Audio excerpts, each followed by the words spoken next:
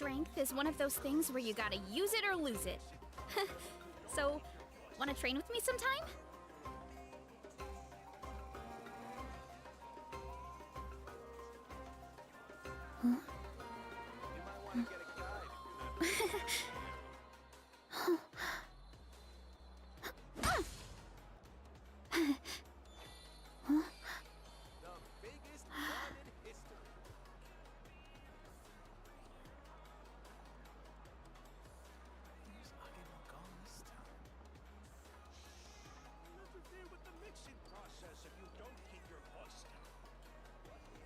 You might want to get a guide if you're not familiar with the area.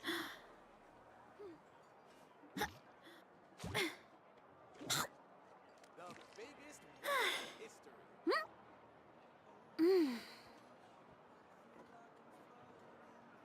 Error.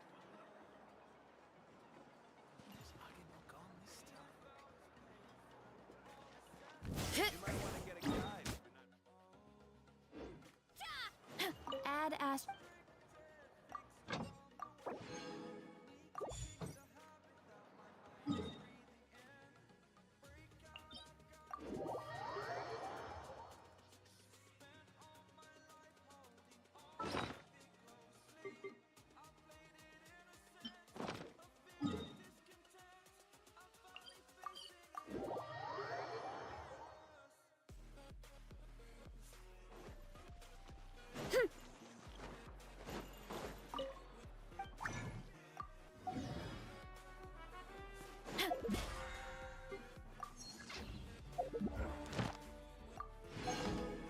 Add astro...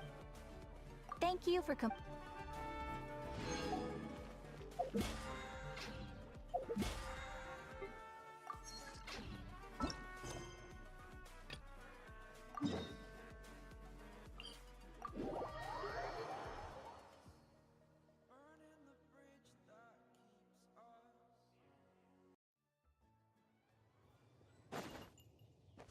Hurry up, Brassa!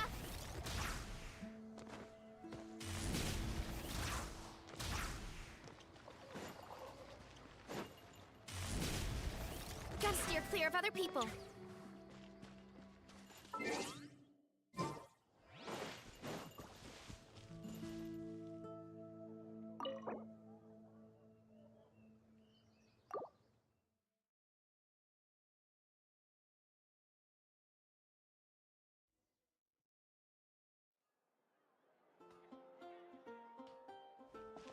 Wow! The city is all decked out! Oh, it's beautiful! Festival season means no commissions, which means no Mora. But Catherine's always looking out for us, so we should still drop by and say hello.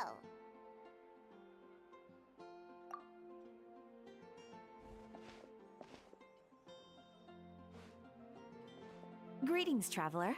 Paimon. Hey, Catherine! Still doing the whole no commissions during Windbloom thing? In general, yes. The people of Mondstadt don't delegate their work to others this time of year. But...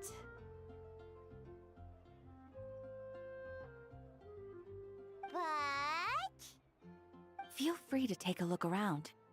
I think you'll pick up on something unusual. Take a look around, huh?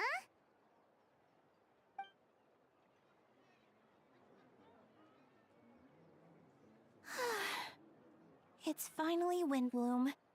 And here I am ruining everything. You're a bit tired. No big deal. Give it some time. How about doing something fun tonight? We could take a stroll or go stargazing. Stargazing? Like we'll find a spot. You know people start reserving places on Star Snatch Cliff the moment the sun goes down. Sorry, I'm just not in the mood. I should go. Whoa! Something's off with Beatrice. She would never give up a chance to talk to Quinn. This is weird. Oh, you're leaving? I can walk you home. No, it's okay. Thank you. I just need some time to myself. Besides, there's still something I need to do. The truth is, Quinn, not long ago, What is it? Is there something wrong? Never mind. It's nothing. Actually, Quinn, I think we should stop seeing each other for now. Huh? Wait, are you saying we can't be friends anymore? I thought we were best friends. Did you see that? Beatrice ran off without looking back. Oh, we go adventuring in other nations for a bit, and one of Mondstadt's best friendship stories is already over? So, is this what you meant by unusual, Catherine? This is just one example. Beatrice has been feeling down for days. But that's not all. Oh, it's the honorary knight in Paimon. Is something wrong? You don't look so good. I know a knight should be stronger than this, but I haven't been feeling right lately. I just can't focus. I started sleepwalking out of nowhere. Sometimes I'd even wake up in the middle of the night standing in a random location outside. You should see a doctor. I did, but all the tests came back normal. The doctor said I'm fine. Yeah, I even consulted Miss Barbara at the church, but her conclusion was the same. In any case, she was kind enough to pray to Lord Barbados for me to get better. Is it because I saw something I wasn't meant to see? Sorry, this is for me to figure out. It is Windbloom after all. Anyway, I have patrol to finish. Until next time, you two.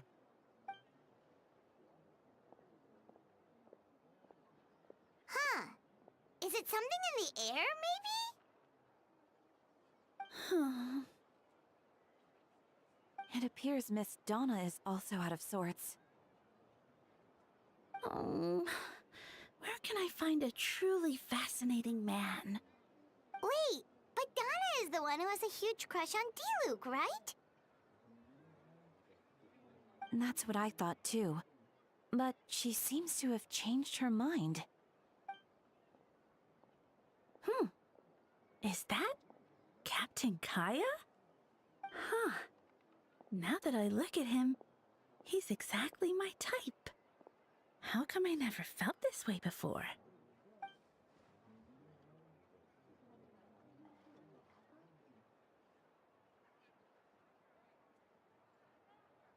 Oh, no.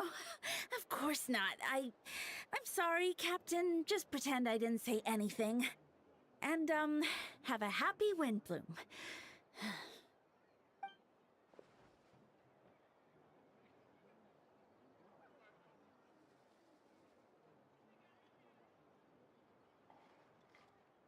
Good question, Kaya.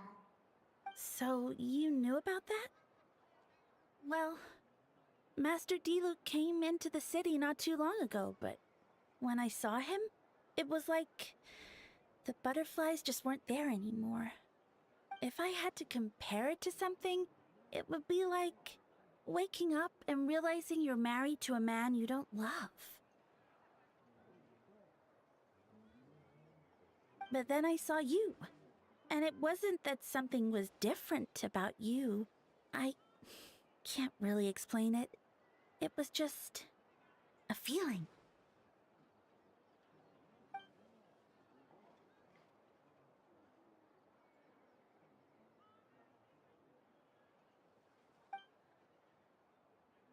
Oh, here he comes.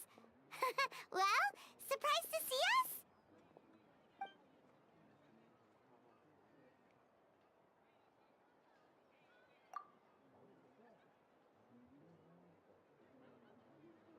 Not at all. Have fun, you three. So, you said you were looking for us.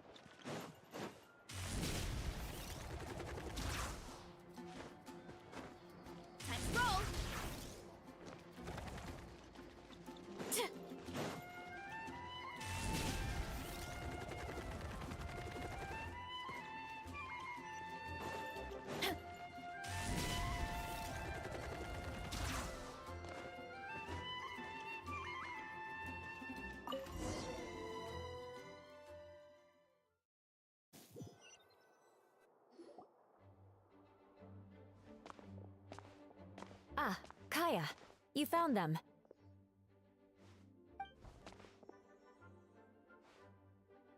Good. With what's about to happen, it's great to have you in town. Whoa! Headquarters are packed! What's going on? Honorary Knight Paimon. Oh, it's an honor to meet you. I believe introductions are in order?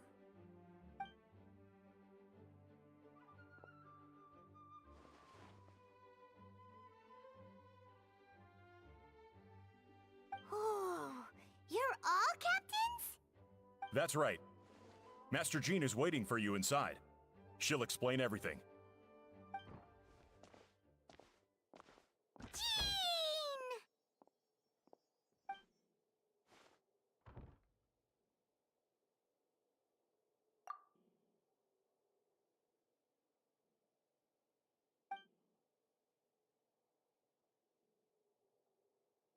A trial? But this is Mondstadt, not Fontaine!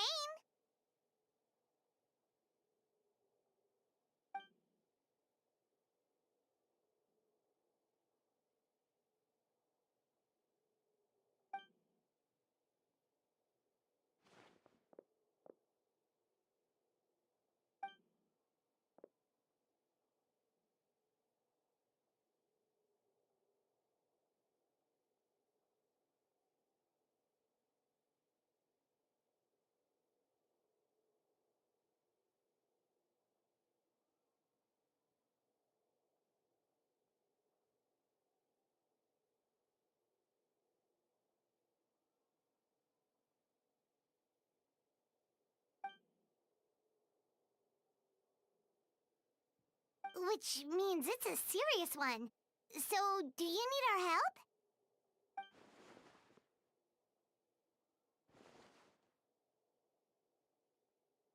Right! He's the captain of the investigation team! But we didn't see him out there!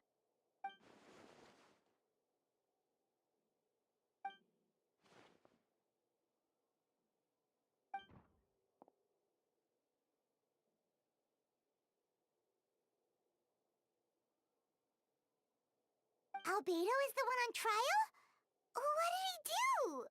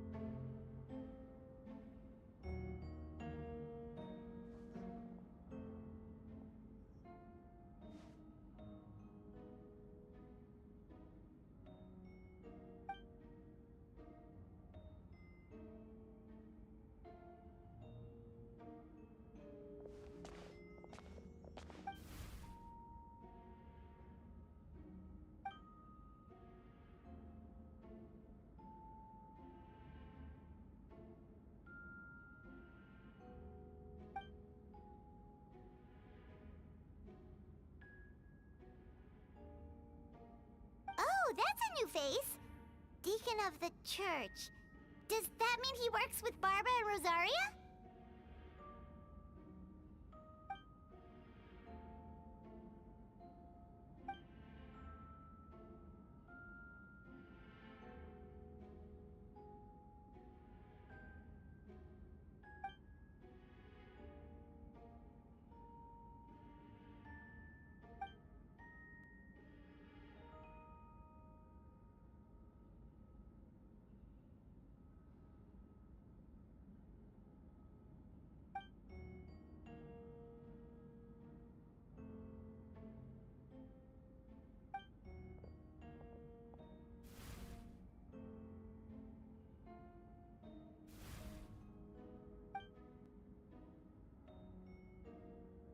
Ready to proceed.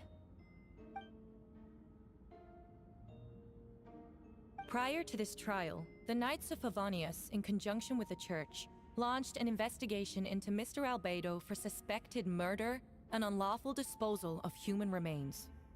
Murder? A witness stated that, 11 days ago, in the middle of the night, she saw the defendant southeast of the city gates, dragging a large object she later identified as a human body.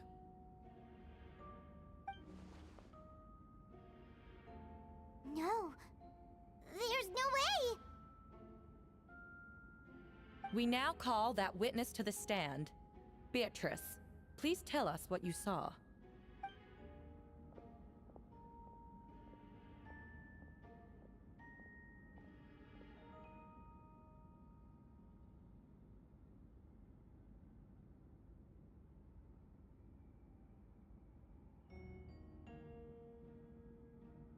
Well, I was out late that night on business. And when I came back, I saw someone in the moonlight that looked like Mr. Albedo. He was dragging a huge bag of some kind. I thought it was strange, so I followed him. Then, there was a sudden flash of golden light. The bag opened, and inside there was a body. Mr. Albedo's vision allows him to manipulate the ground with ease. So he buried it, and then removed any traces on the ground. Before he left, it seemed like he looked in my direction. Maybe it was just my imagination, but I was terrified thinking he might kill me too. Luckily, he didn't see me.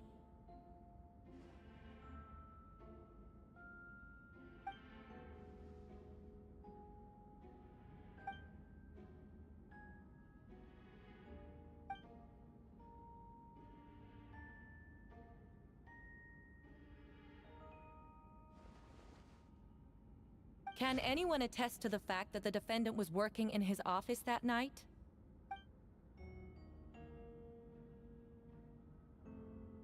Then the length of the report is not a sufficient alibi.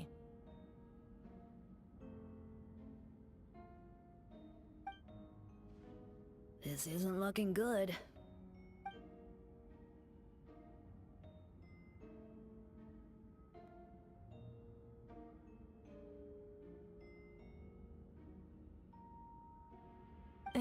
Not yet.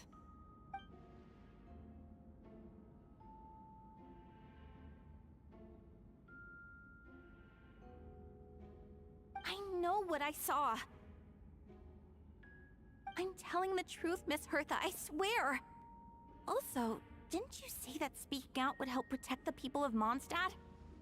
Otherwise, I'd never put myself out here like this. You're doing the right thing. Besides, the investigation wasn't fruitless.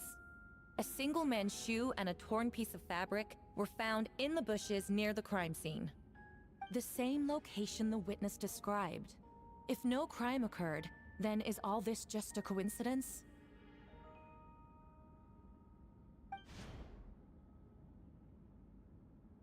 It's true.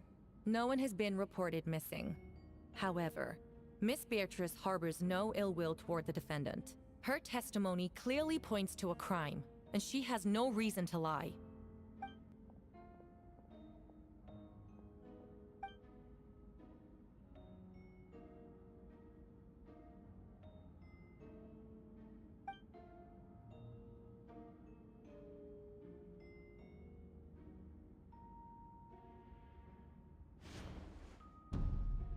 The defendant raises an important point. Motive.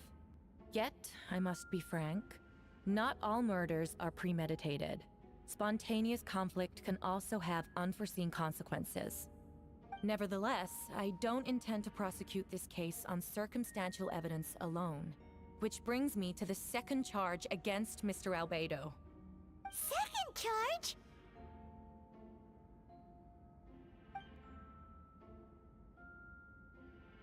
7 days ago, at dawn, a witness saw the defendant dispose of the body of an adult male in the area between Dragonspine and Dawn Winery. I now call the second witness to the stand. Wait, that's...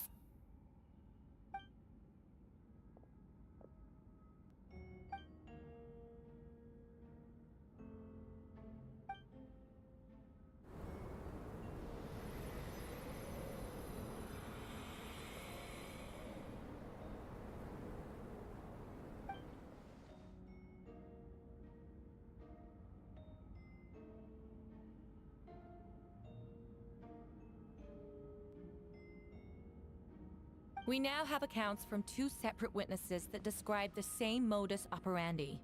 Would you call that a coincidence?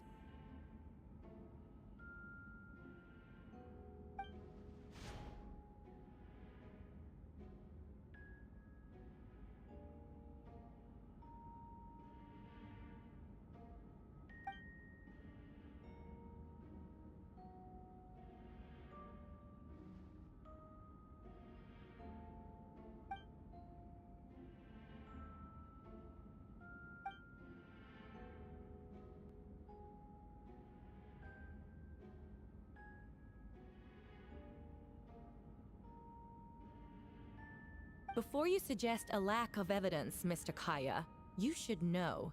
After the defendant left that morning, the witness found this where the body was buried.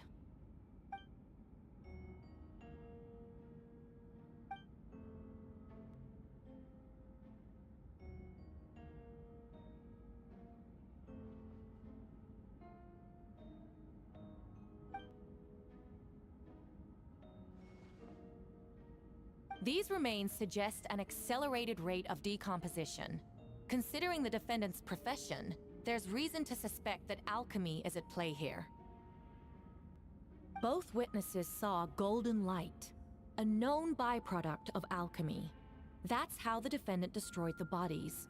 The light also explains how the witnesses were able to get a clear view of the events in the dark.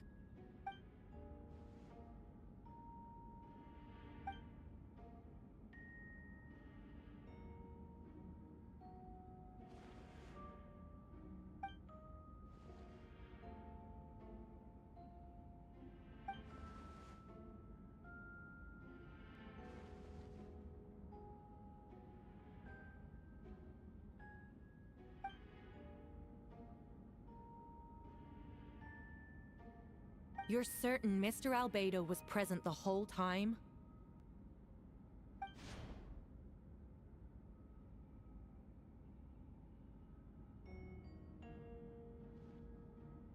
Nevertheless, the other witnesses have no reason to lie.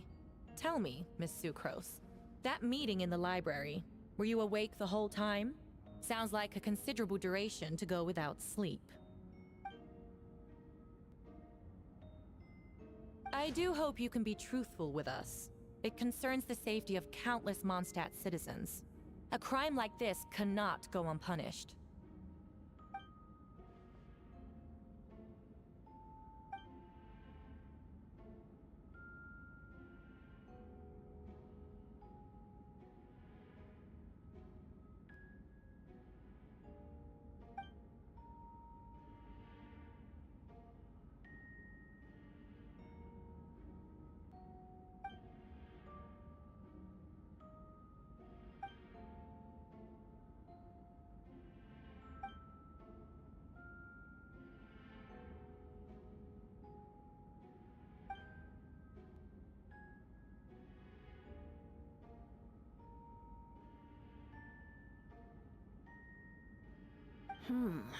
No conclusive evidence of guilt. But the witness accounts do match to an extent that can't be dismissed. This is a tricky one. Allow me to submit another piece of evidence. The investigators intercepted one of Mr. Albedo's correspondences. I will now read the pertinent parts to the court.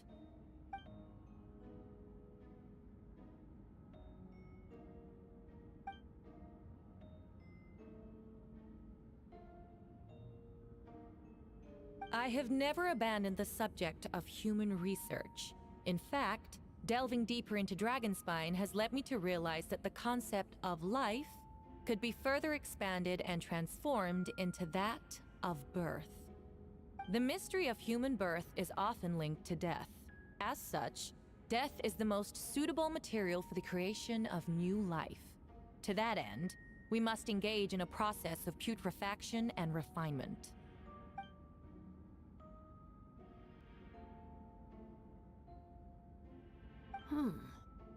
Is that in reference to an alchemical process? The letter continues. Experimental trials have been carried out in the northwestern part of Dragonspine, in the area southeast of Mondstadt's main gate. The data is as expected. Just as you endeavored to do, I too shall take up the path of creation and break through current limitations to reach a new realm of living beings.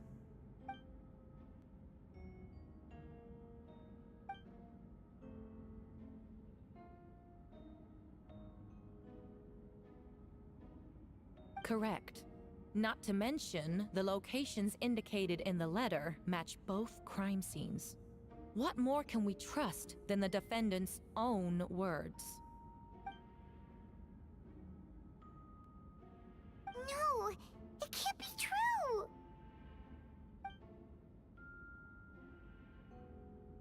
A guilty verdict cannot be delivered without sufficient evidence. In order to protect all parties involved, that is what our principles demand. My original assessment was that we lacked said evidence. But now, it seems the only remaining questions are the identities of the victims and the specific alchemical process used in this case.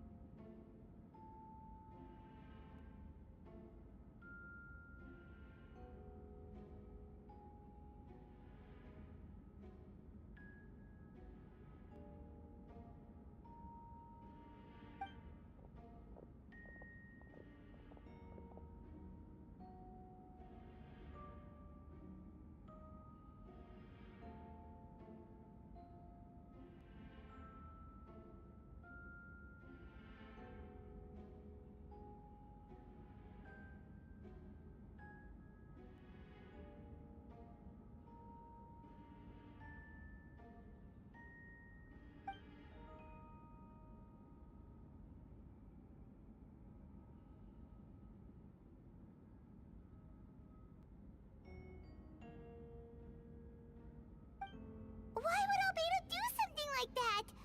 Oh, this has to be a nightmare.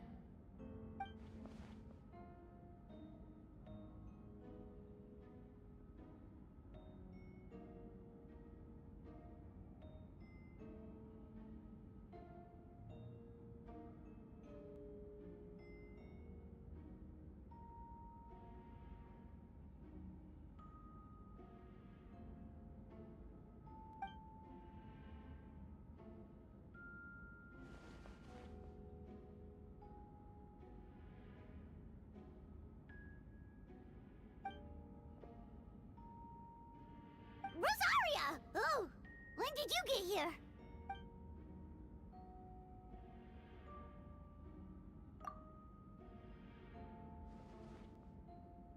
Who is he?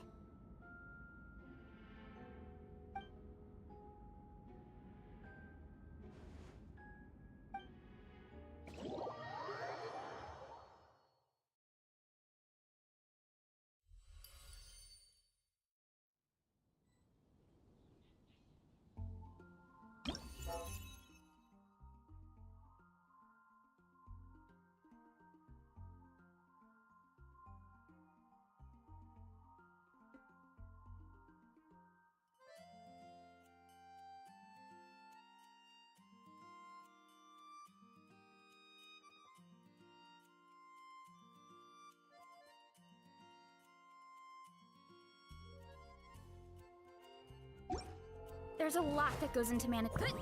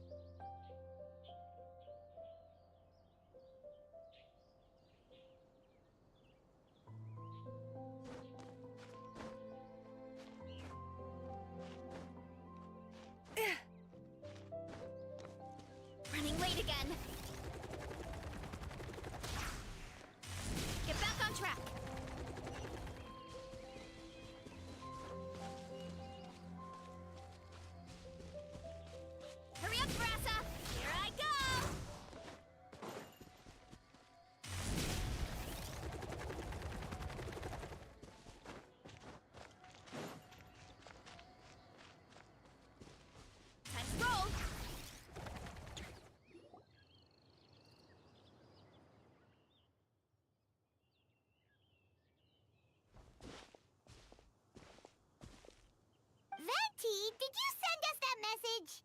No, I did. Whoa, where did you come from? Wait, Effendi, do you know this guy? His name is, what is his name again? Didn't think I was that unmemorable. I'm Dahlia, Deacon of the Church of Favonius, and Herald of the Animo Archon Barbados. Not gonna forget next time, right? That's right. I noticed you during the trial. The legendary honorary knight. You seem to have a lot of thoughts on your mind, so I thought we should have a chat. After all, I am the Herald of Barbados. If the people of Mondstadt are in danger, I should keep the Animo Archon in the loop. Wait then, you know about... About what? The fact that my tavern-hopping nomad of a friend is Barbados himself?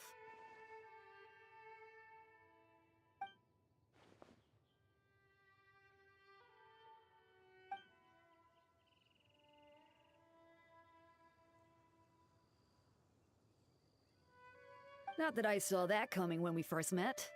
But back to the matter at hand. I believe you two already know about Albedo's background.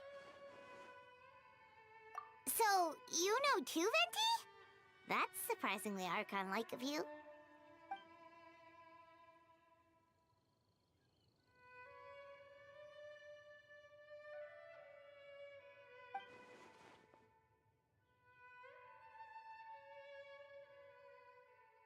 A synthetic being loses control of their sanity and goes on a killing spree.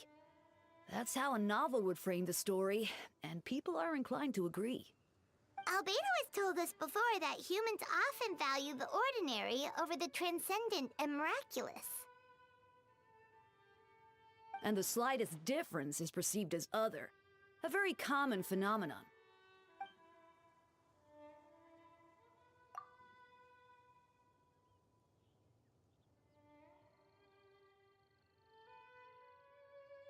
We noticed that too! The minute we got here, something was off.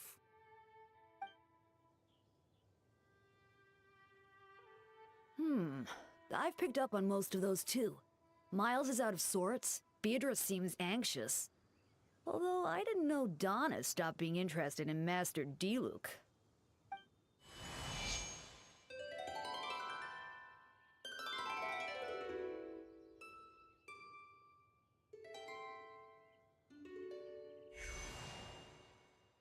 What are you getting at, Tone Deaf Bard?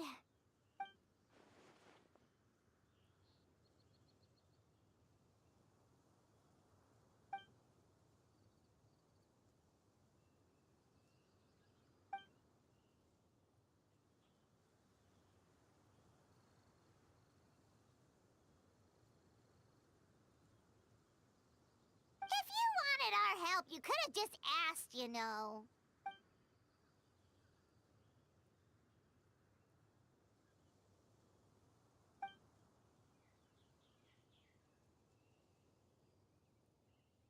Ooh! Paimon remembers that Jumpy Dumpty!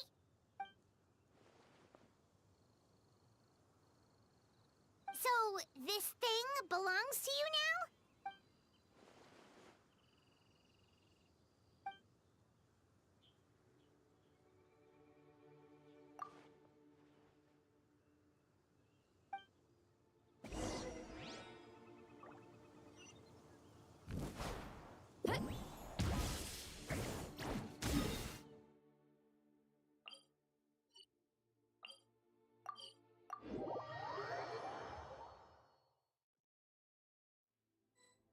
Headbutt!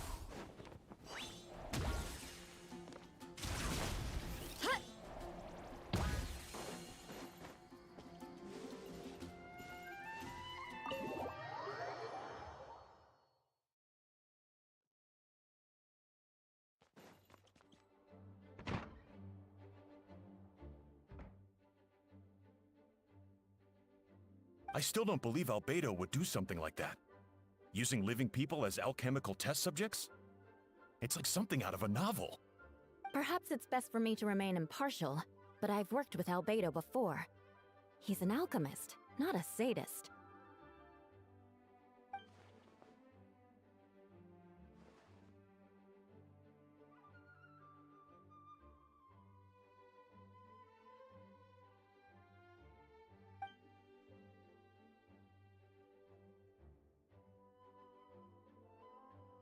Jean!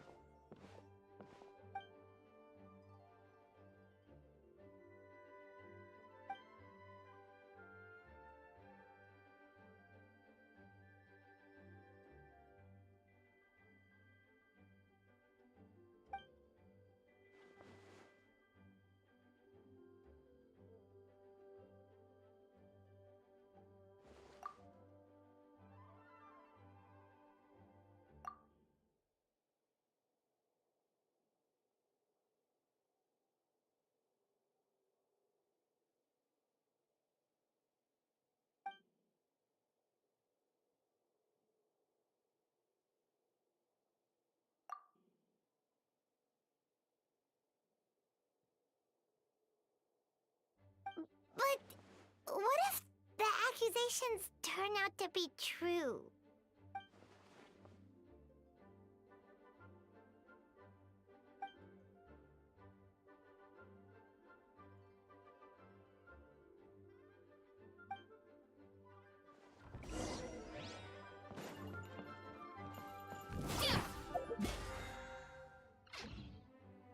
Time to roll.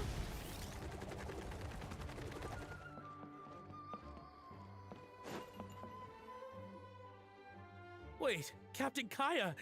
Surely I can't just... Oh, in that case, head on in.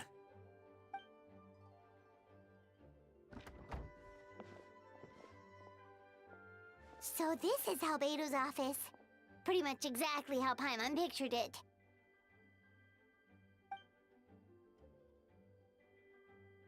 Right back at ya.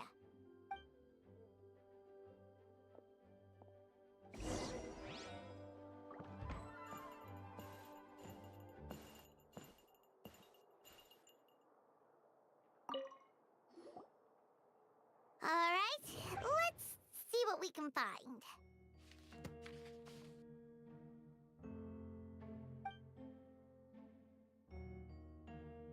Wow, these books are so fancy! Albedo must have gone to great lengths to get them.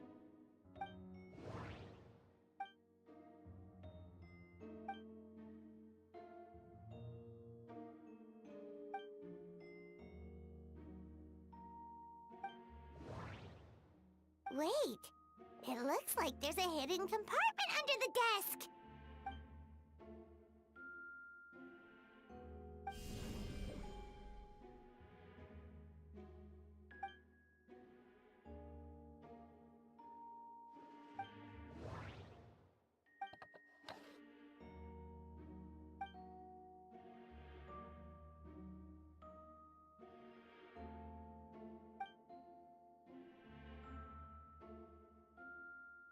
The name of the project is blotted out in ink.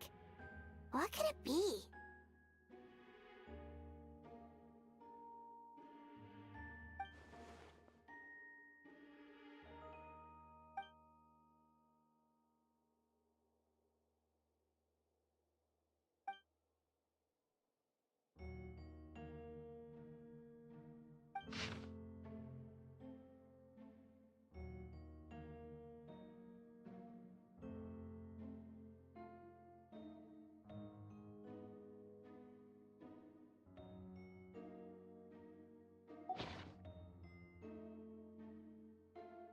Huh. What does this mean? Oh, do you think something might also be buried at the last location?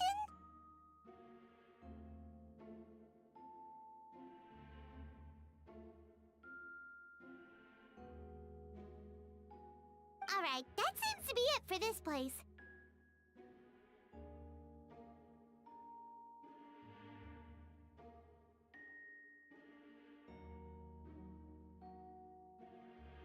We should go tell Jean what we found.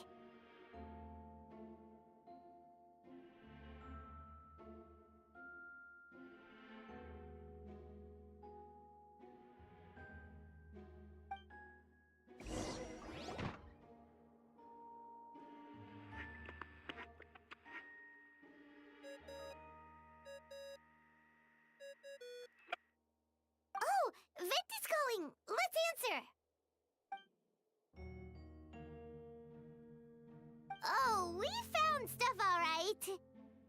Stuff that only makes Albedo look even more suspicious.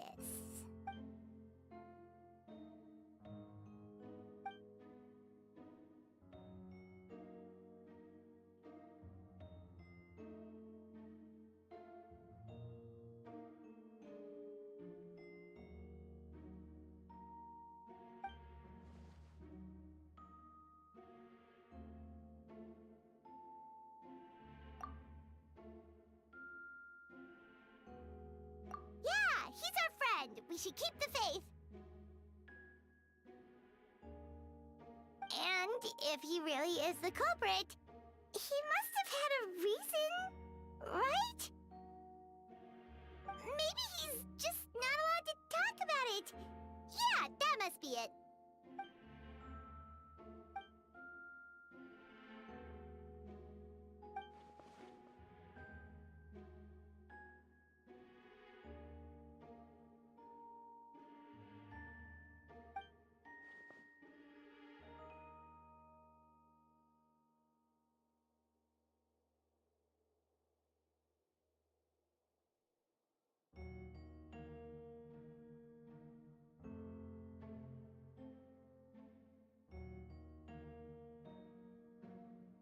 Yeah.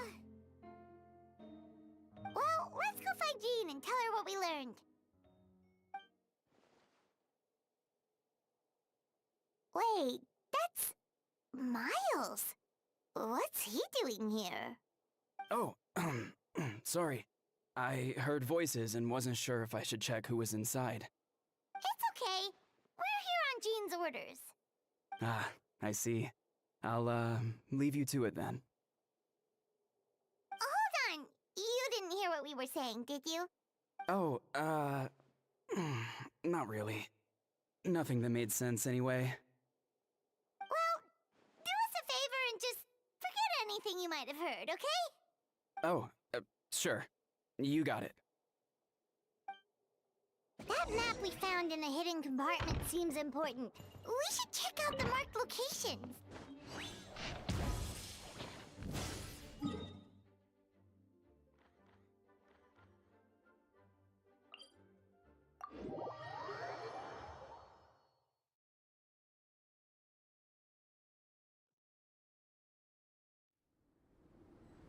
Hurry up, Brassa!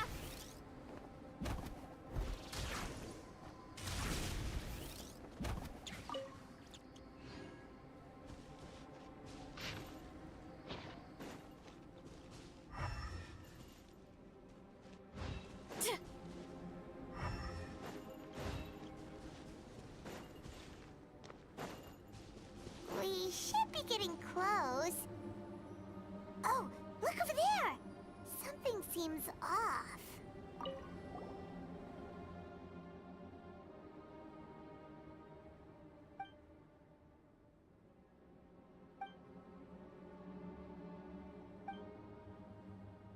Weird. There's a hole, but no body. The prosecution's argument is that Albedo used alchemy to destroy the bodies, but this location is different from the other two. Why not fill the hole, or smooth out the ground like the other places?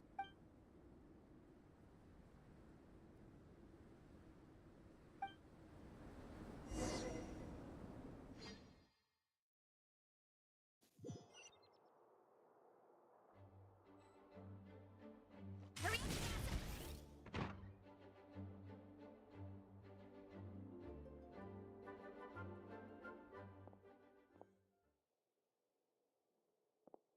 Yeah, but none of it helps Albedo's case.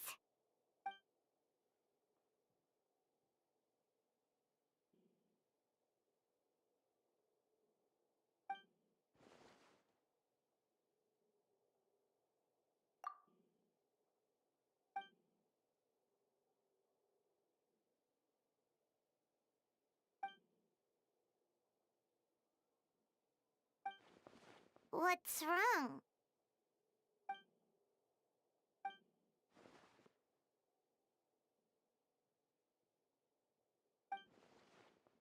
Yeah, not when the charges are so serious. Of course, we'll be there. In the meantime, we should all just stay positive.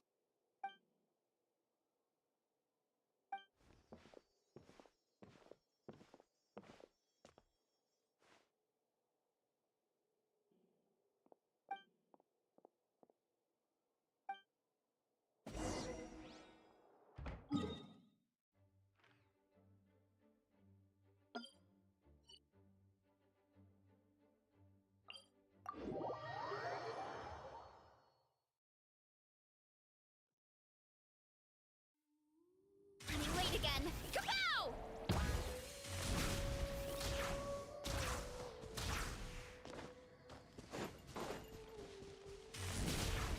Get back on track. Huh. Huh. Tch.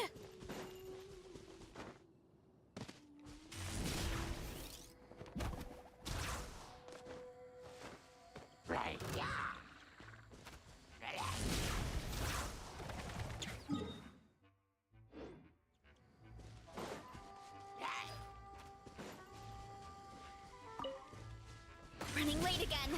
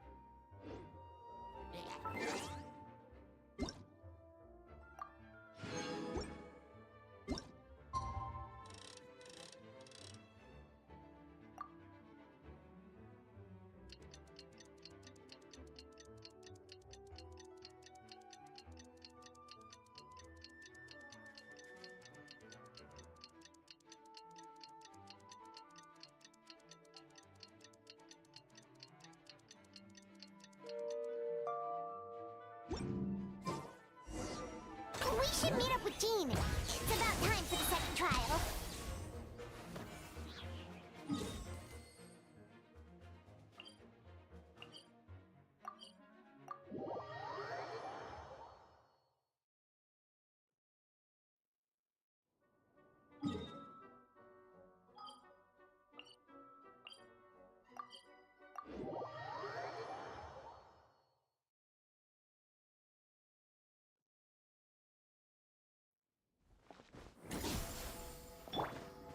Hurry up, Brassa! Heads up!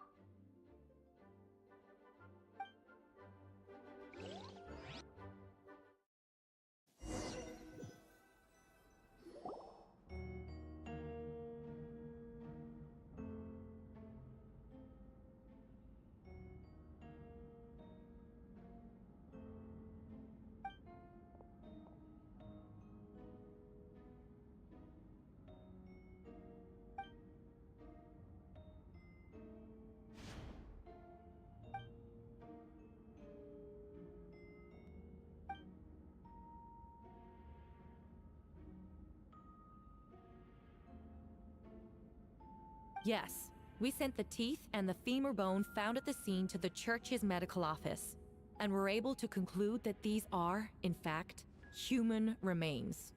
In addition, the investigators were able to identify several Mondstadt citizens who appear to have been missing for quite some time.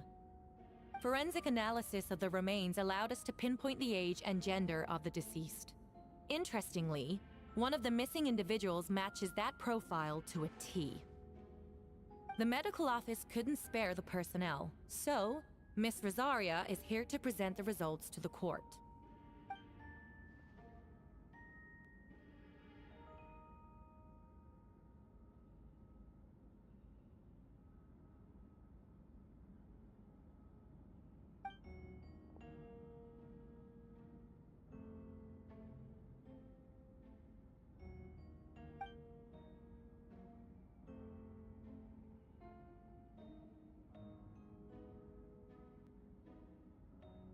Is it reasonable to assume this technique to be alchemical in nature?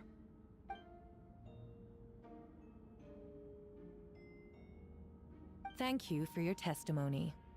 The identity of one of the victims is now confirmed. But what about the defendant's motive? Considering what he wrote in the letter, we can deduce that the defendant needed subjects for an alchemy experiment. Who better than individuals whose disappearance would go unnoticed? In other words, he sacrificed the good people of Mondstadt for his own gain. In addition, another witness has agreed to testify. Miss Donna, if you would.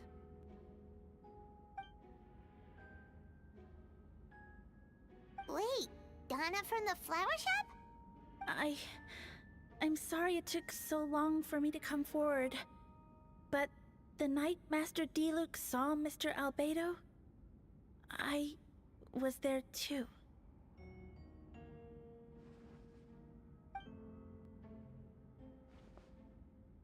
I was camping with a friend and we decided to stop near Dragonspine.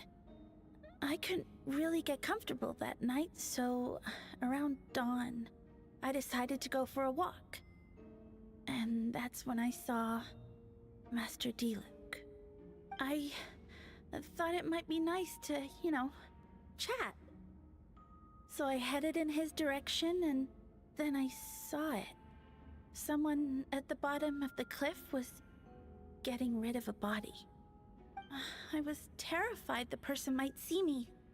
Even after I fled, I couldn't shake that fear. And I started to wish I never had a crush on Master Diluc in the first place.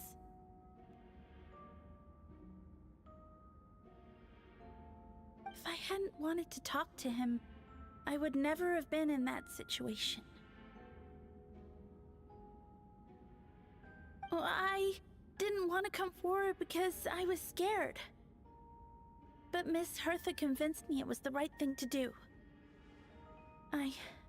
I'm sorry it took me so long.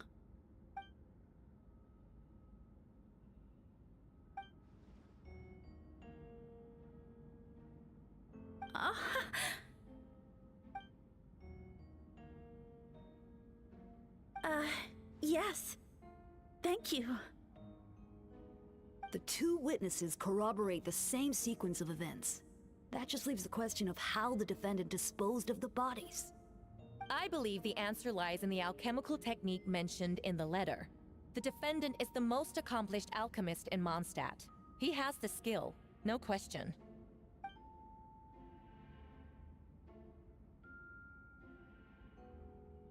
Wait, does she mean...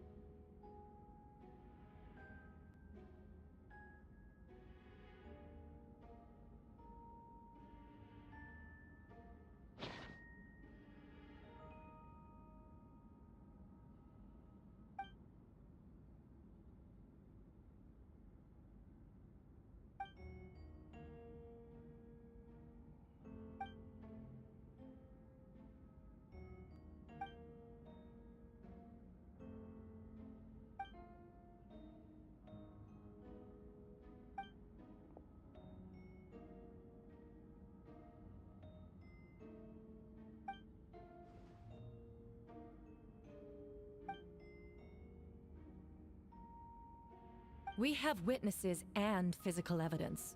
What could you possibly say in your defense?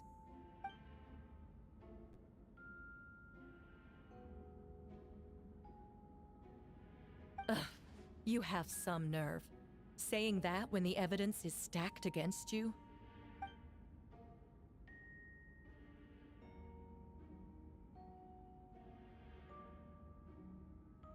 So, what? You're just going to bombard the court with excuses?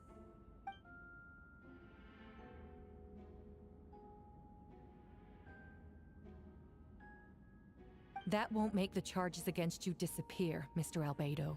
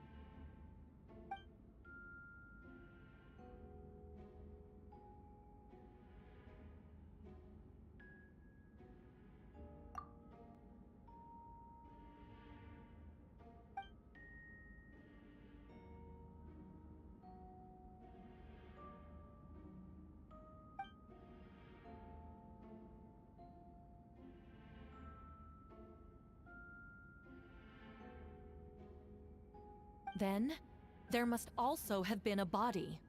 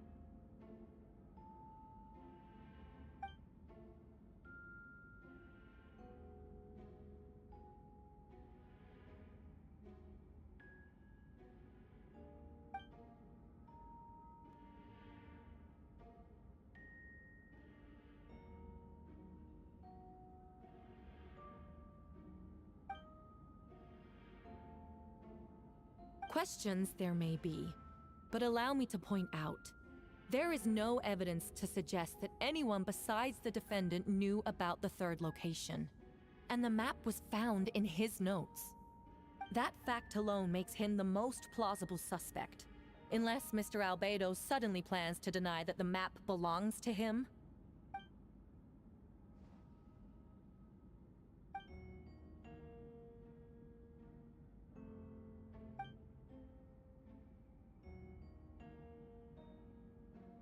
What?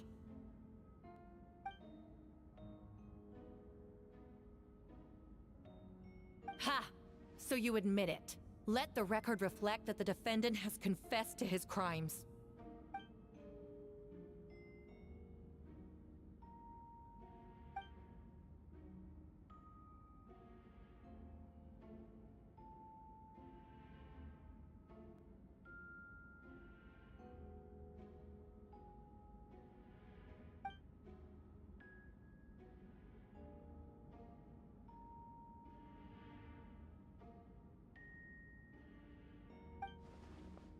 Actually, the traveler Amber Bennett and I were with Albedo that day.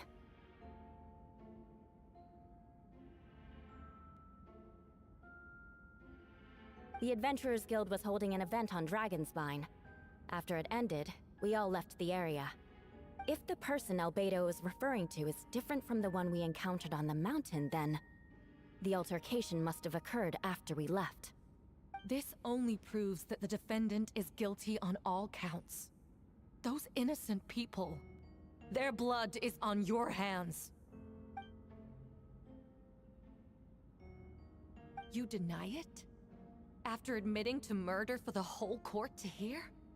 You've clearly lost your mind!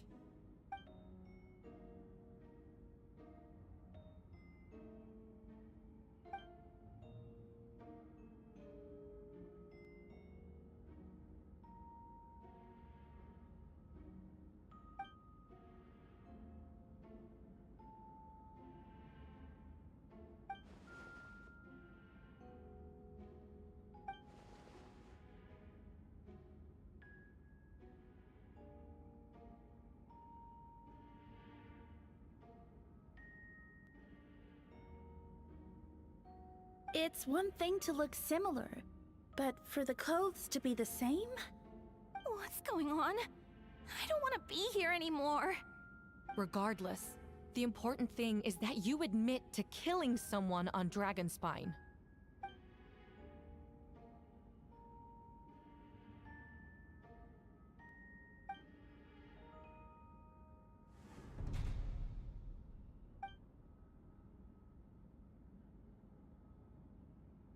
What? Everyone! I brought her! Wait, you... The person who just came in, isn't that Hertha?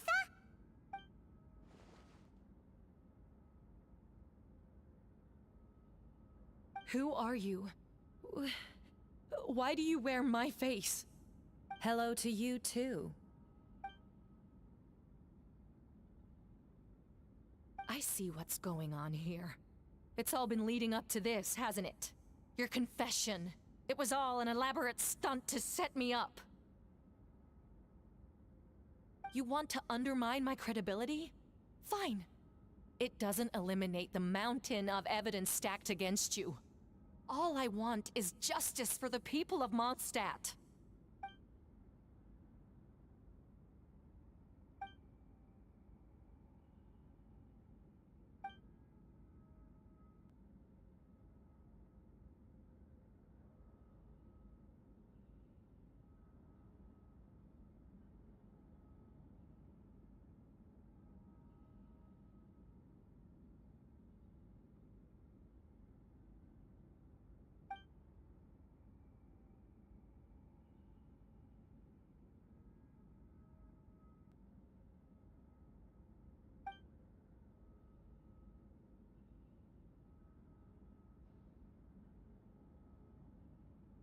Homunculus?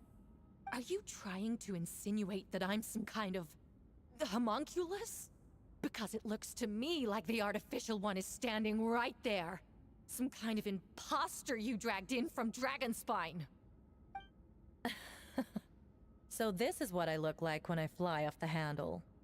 You know, they say imitation is the best form of flattery, but your impersonation has overstayed its welcome.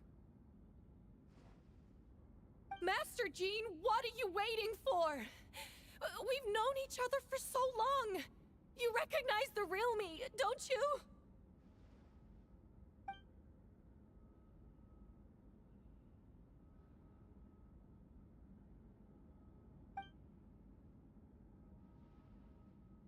That means nothing. By that logic, I could just as easily accuse the Albedo in this room of being an imposter. How do we know he isn't the fake one? A cold-blooded killer who replaced the real Albedo long ago. Then, how about something only the real Hertha would know? The longest scar on my body.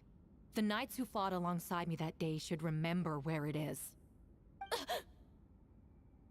I remember. Let's hear your answer.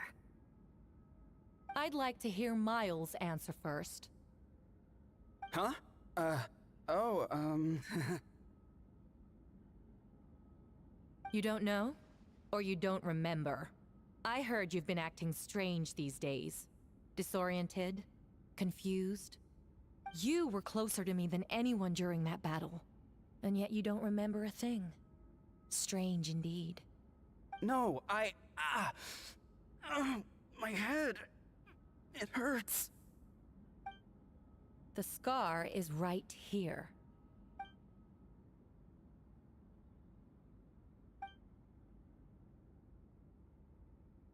Albedo has done a lot of research into beings like you. If you deny it, then show us your arm.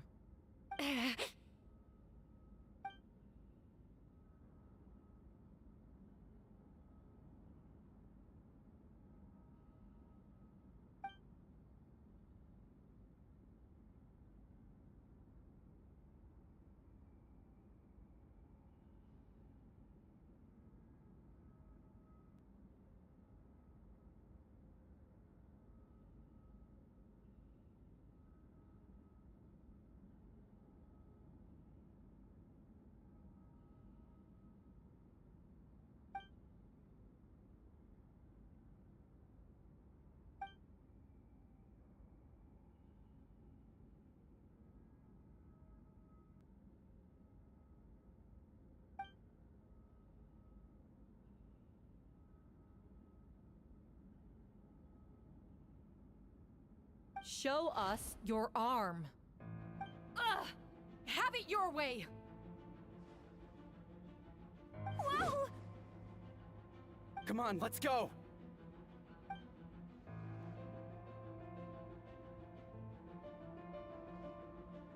Hey, they're shielding the imposter!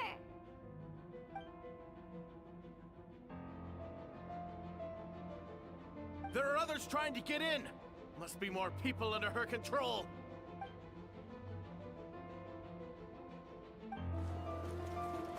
Whoa! She just leaped across the room! After her!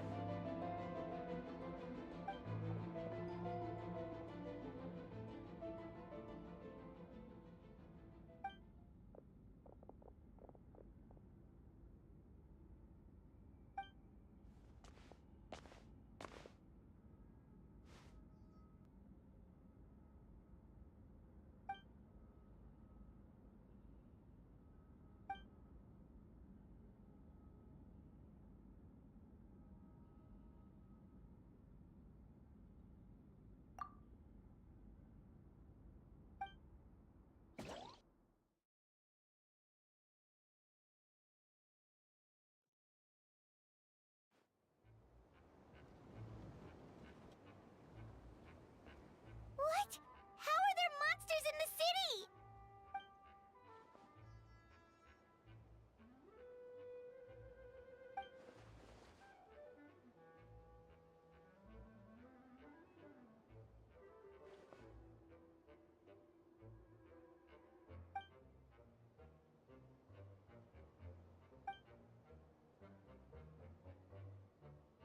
Of course. Where's our first stop?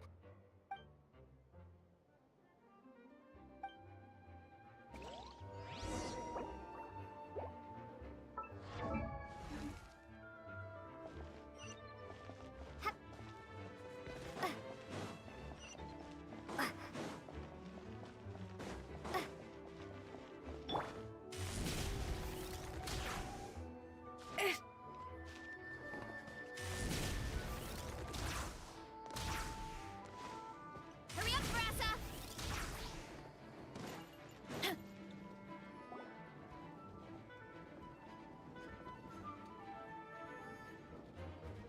Hey, Venti!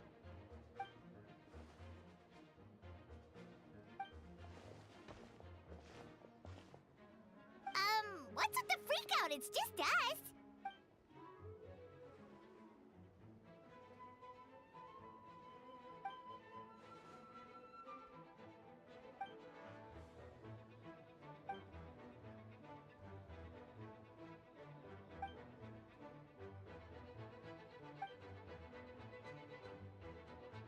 So, these two know the other's identity then?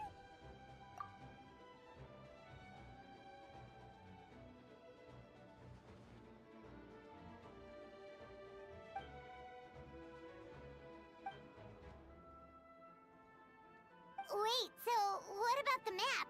And the missing bodies?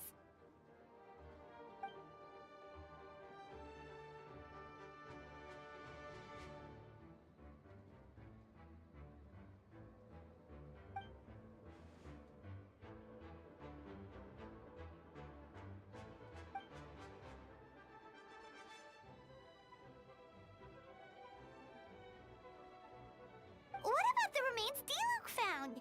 Did they belong to one of the victims?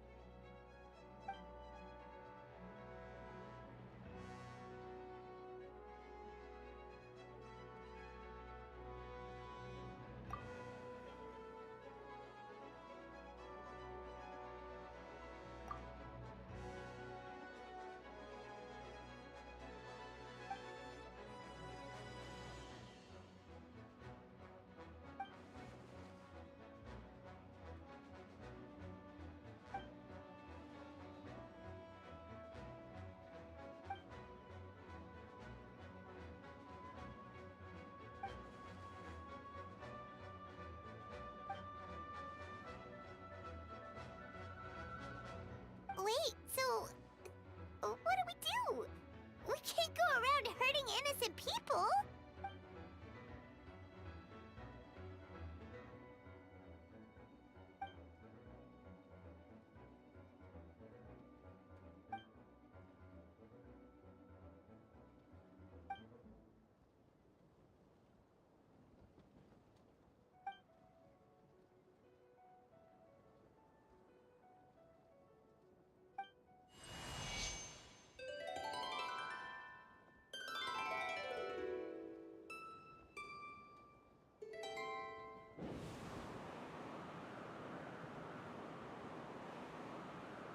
Wind currents? Paimon's never seen this many.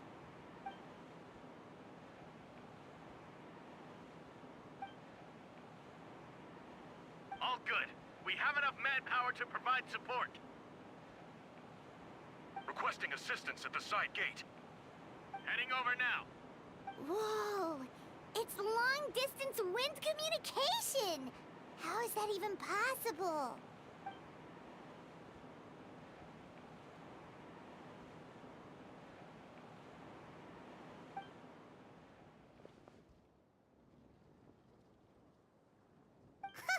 No wonder you're crouching down there like you have something to hide.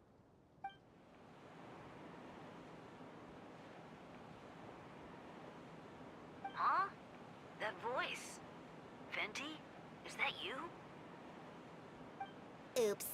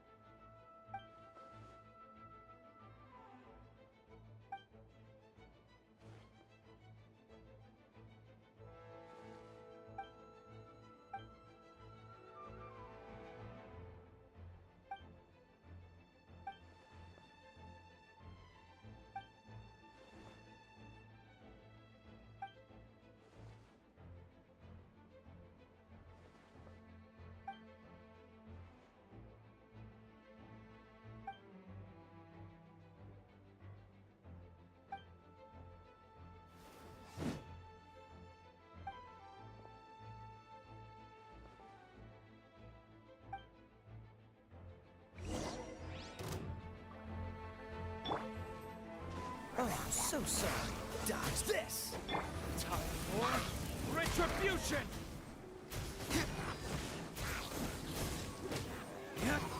Yeah. Cool it. This moment will be frozen. Burn.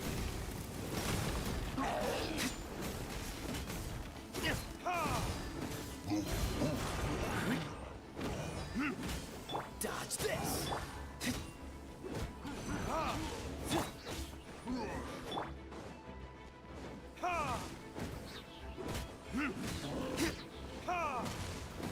Cool it. Don't get frostbite. Time for retribution.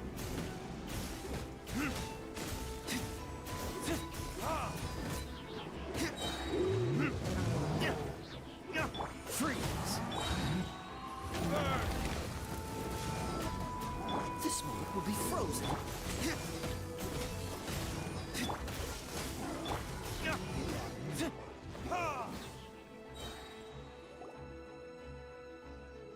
They're over there! Dilu, Kaya!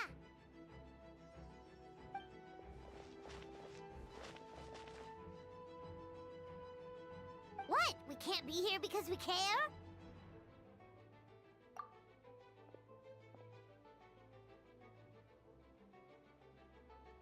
So what's the status over here?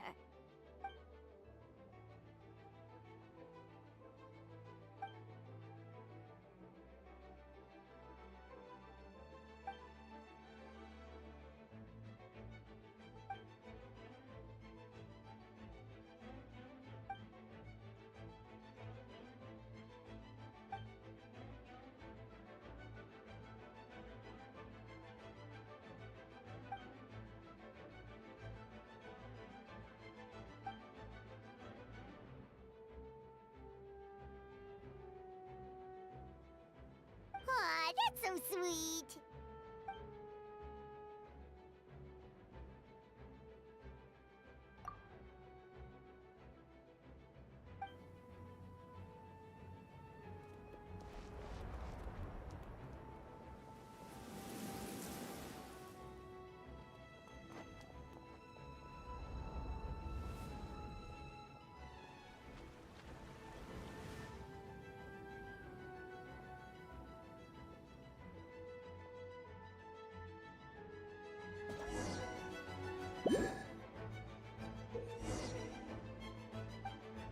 Let's dance.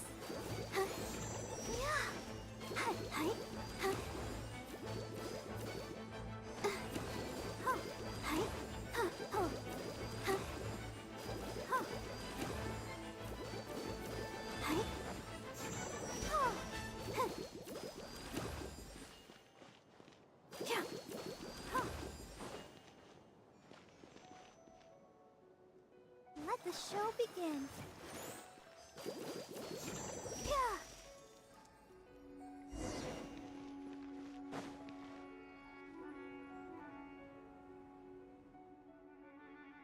Thank you so much, Miss Barbara.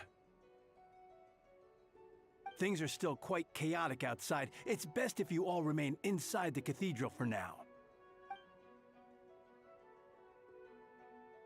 Don't worry, Miss Barbara. I'll try not to put myself in harm's way. I can help with the logistics from the back.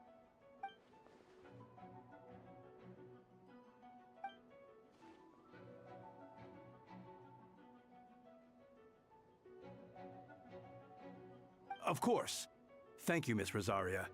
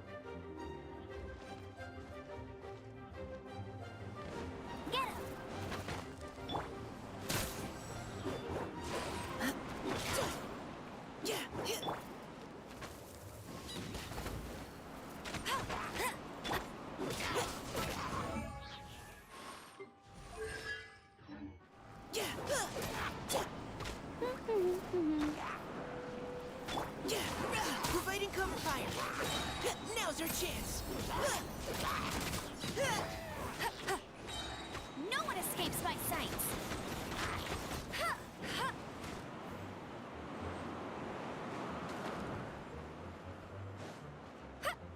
Get ready!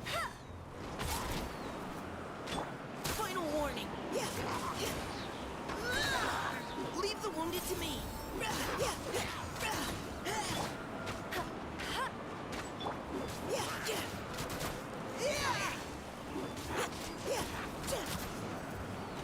Engaging. Get him!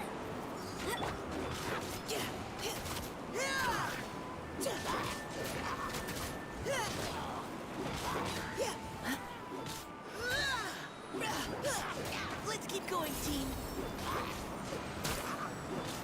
Let it rain!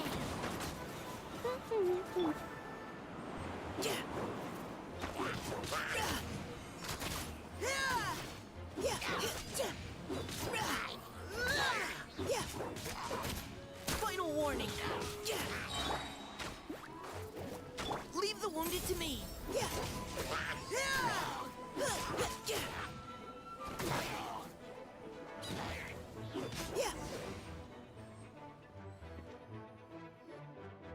All units are now in position. Hertha! Oh, jeez, your voice scared me just now. What? Still caught up in the imposter incident? I thought you knew about the plan. Well, after you up and disappeared one day, all Master Jean told me was that you'd be gone for a while on an important mission, and that it'd be better if people thought you were dead. And then, what do you know? Someone who looks exactly like you appears out of nowhere 2 days later. If Master Jean hadn't told me about your mission, I would have fallen for it hook, line, and sinker.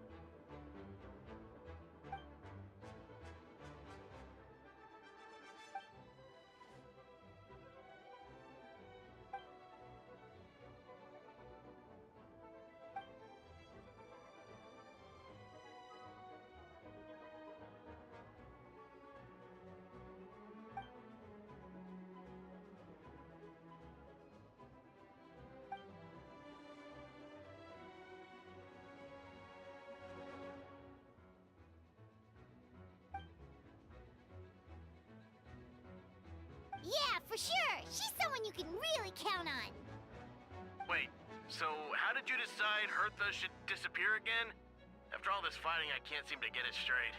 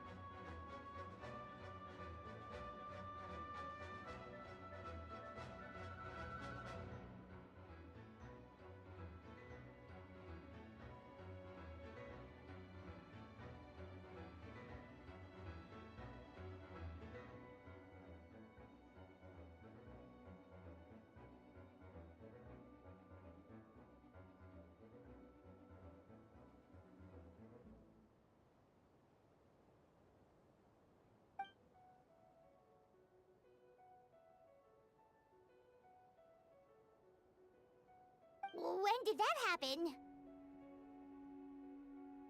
Over 6 months ago. Whoa, so this has been a long time in the making.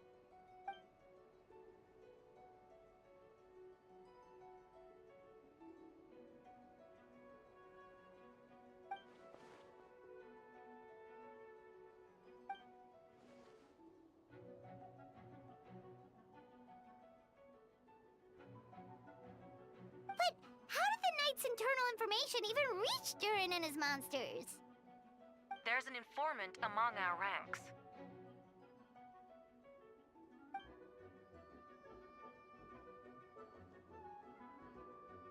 Honestly, this whole situation almost gave Paimon a heart attack.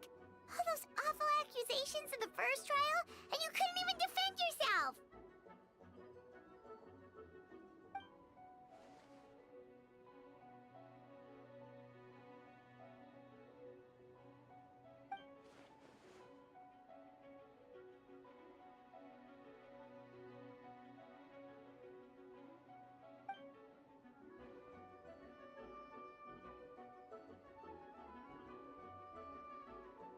Yeah, thank goodness we were able to back her into a corner.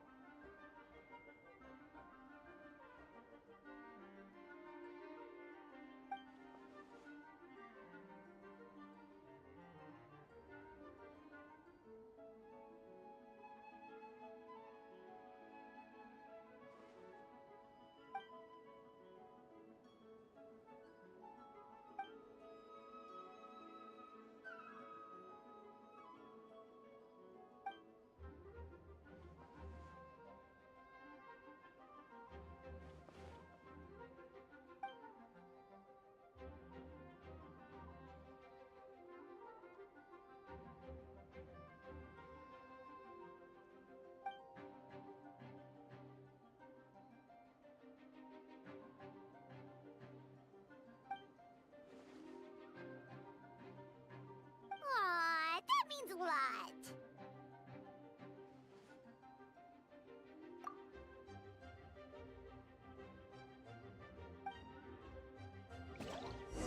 Wait, was that you just now?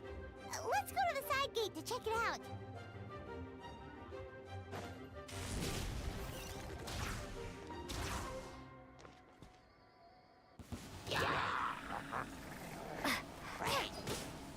Lupical, it's you.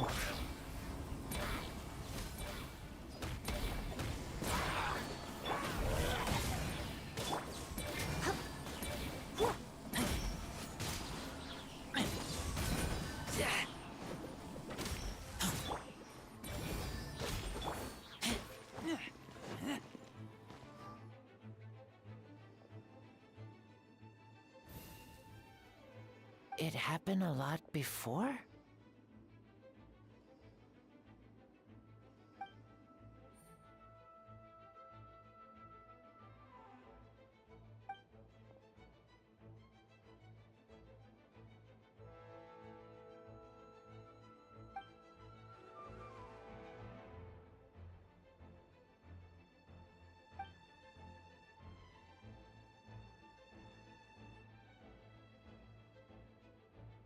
Huh. Gentle electrocution.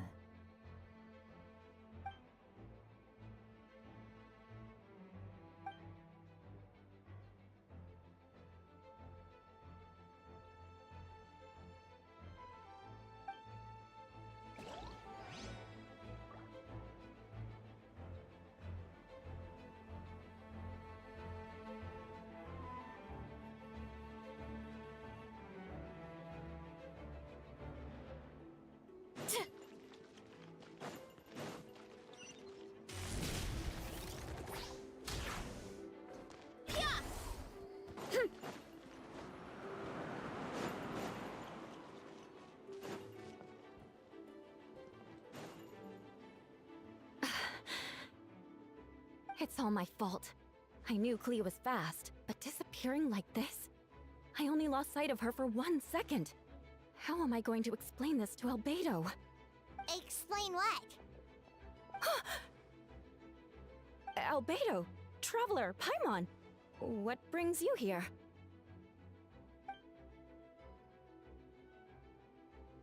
Yeah, plus we kinda already heard what you said, so...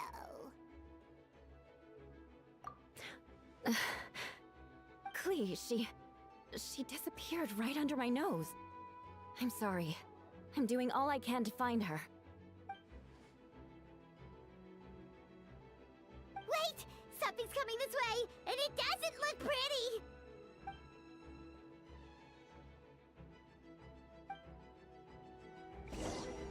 She was right next to me, and the next thing I knew, she ran off somewhere. I swear I only lost sight of her for a second. Coming to be! Beg for mercy.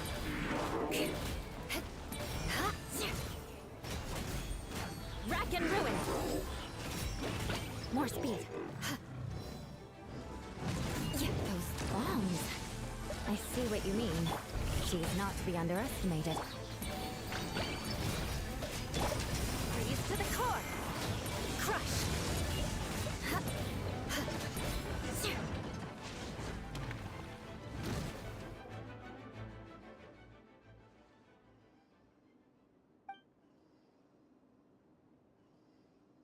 Albedo, you can't be serious.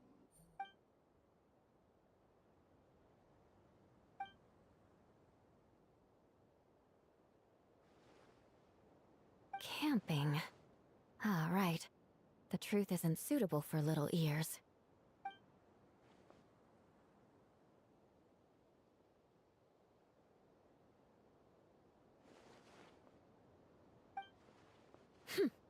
Of course. I place myself in your capable hands, Spark Knight.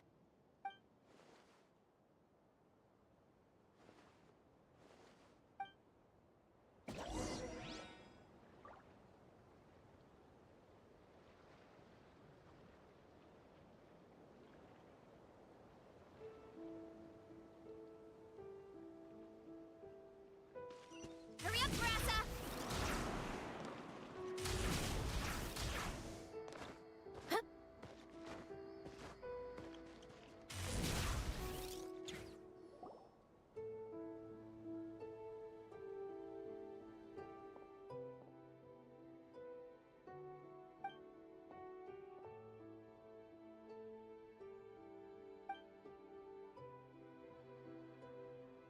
We're back!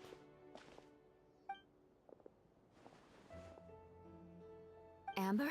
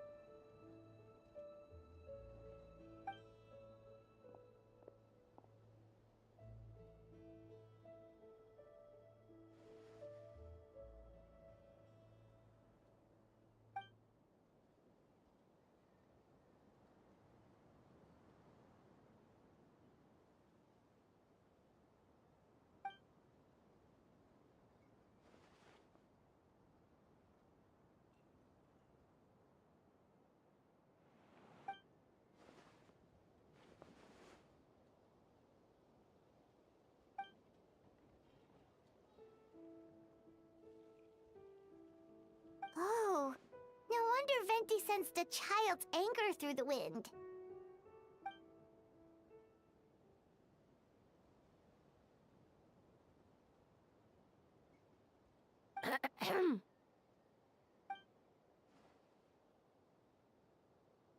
Oh, nothing much to report, actually.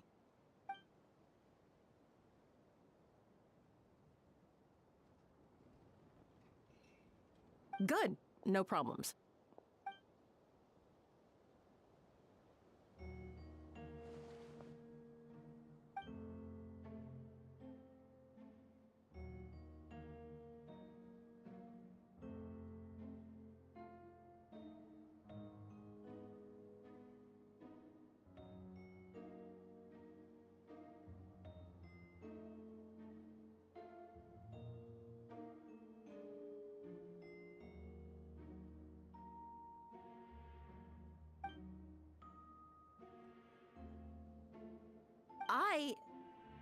Ugh.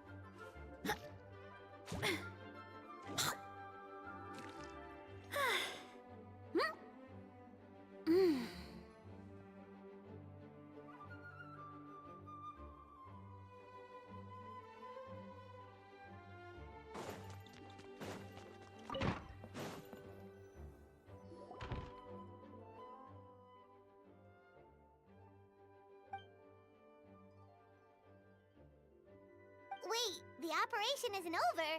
What do we do now?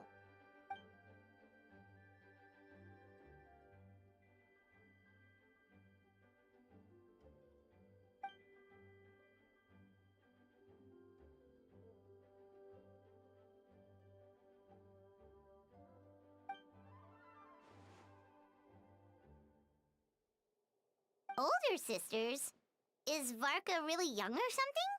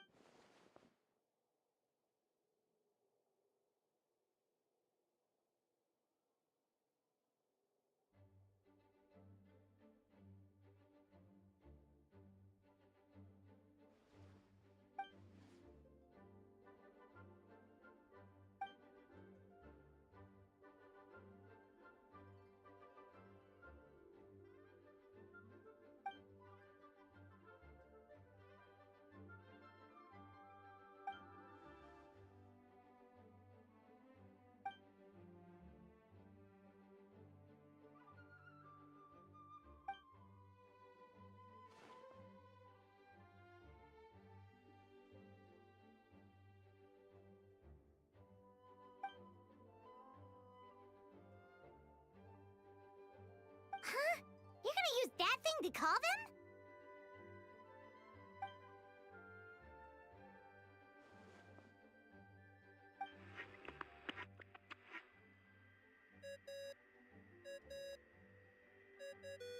What's that ringing? Is it the wind or something? Wait. Barbados?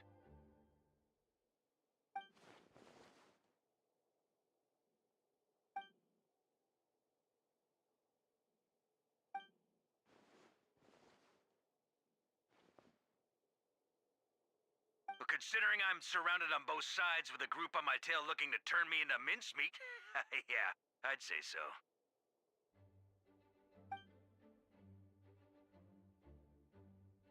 All right, pass along my regards. Oh, and I still owe you for those drinks, don't I? Just take it from my stash. I keep it in...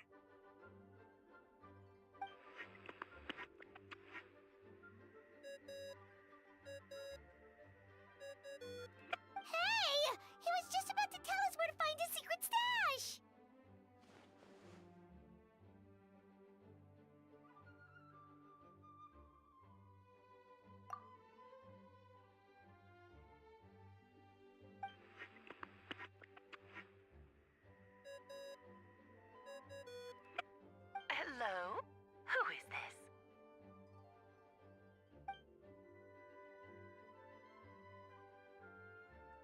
Venti? Nope, it doesn't ring a bell.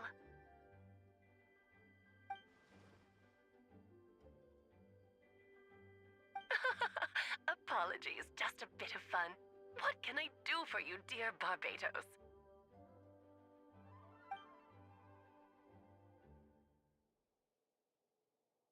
Oh? And which brave soul is it this time?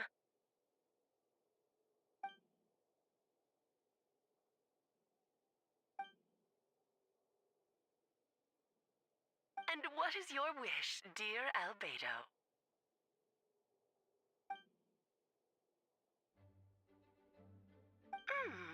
How unprecedented. Something even your mother Rhine-daughter never accomplished?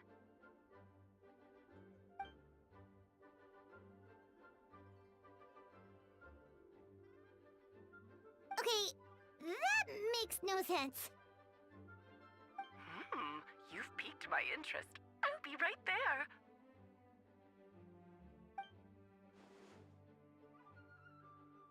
Hello again, everyone!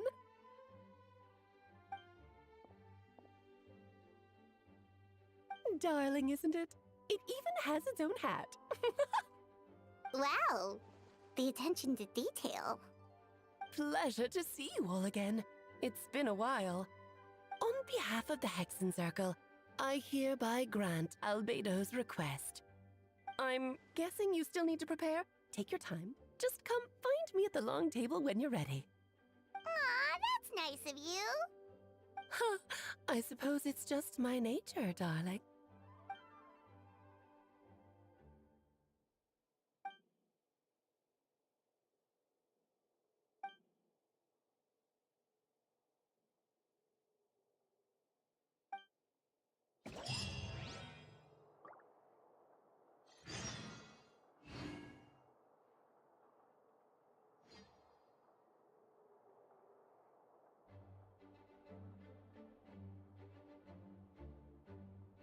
My parents always say, no matter how busy life gets, you should always sit down and enjoy a proper meal when you get home.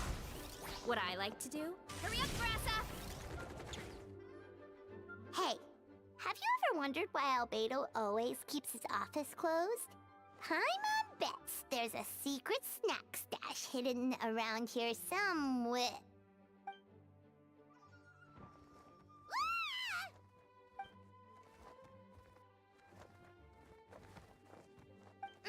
Mini Turin?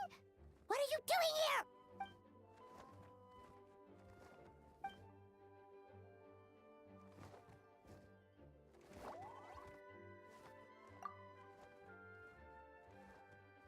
Oh, don't worry. We aren't scared of you. So, what brings you here? Oh, is it Windbloom? There are a ton of fun games this time of year.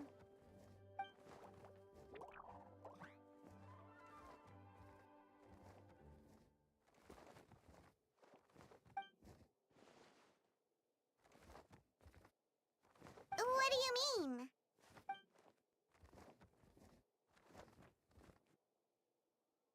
Wait, didn't that already happen? You left the storybook world, and now you're here.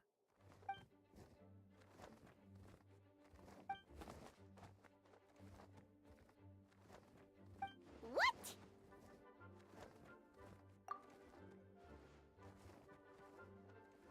And that's what you want, Mini Durin? To become human?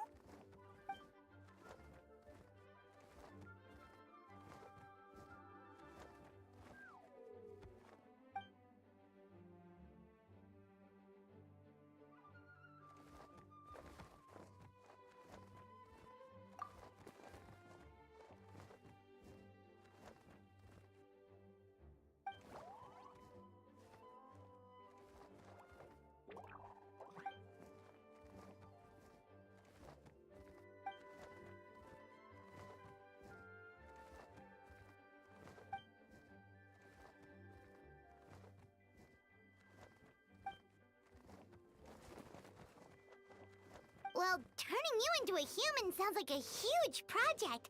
No wonder Albedo wants to get the mage's approval.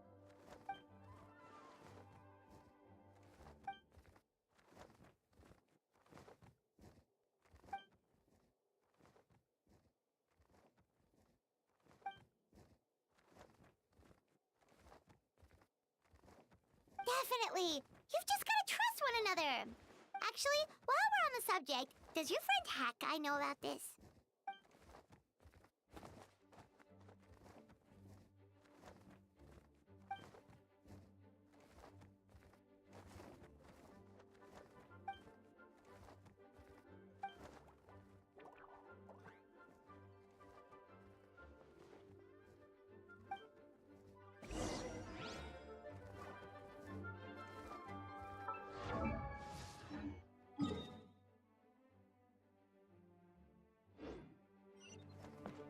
Hurry up, Brassa! Look out below!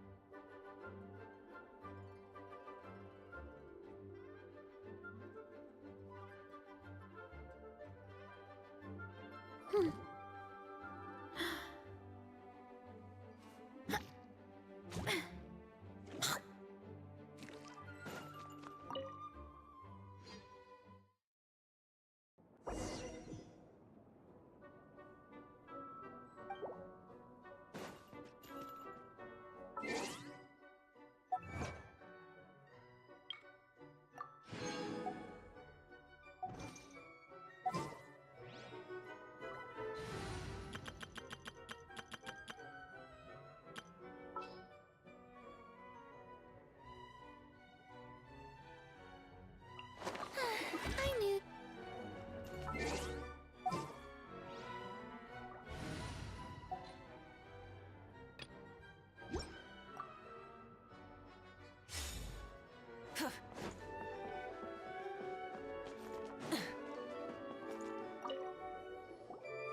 Welcome, one and all.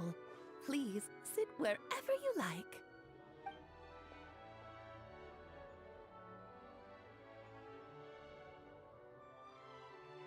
I highly doubt anyone's going to mind where you sit, Lord Barbados. But thank you for being so considerate. Jean didn't fancy tagging along.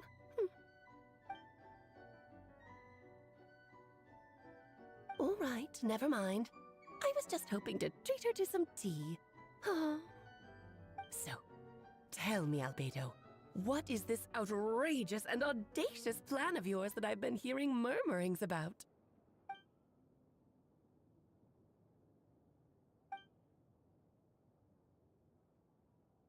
Oh?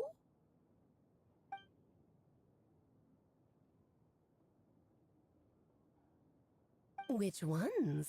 I'm all ears.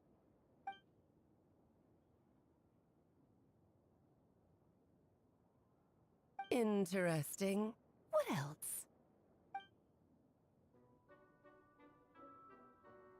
Ah, the raw material from which she created her monsters in the past. There's not much of it left. Dragon blood, monster flesh, and embryo. Sounds to me like a formula for creating life.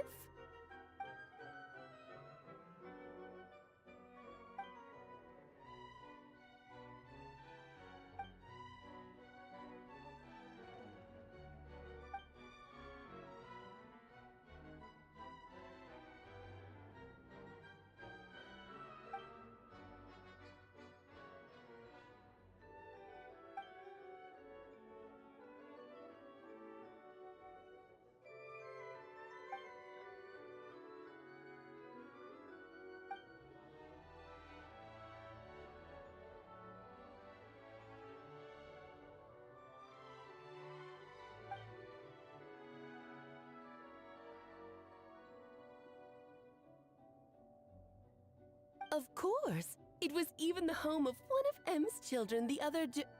Oh, I see.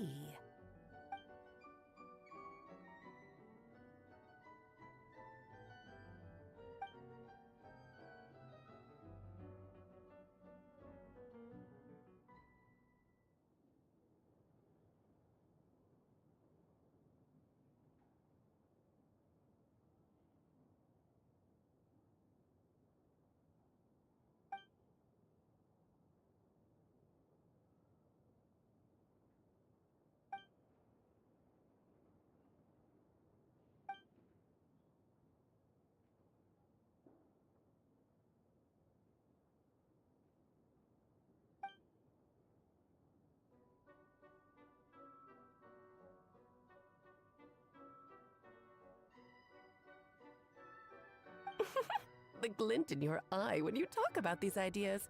You really are your mother's child. Of course not. To me, you're both extraordinary individuals. I find you fascinating.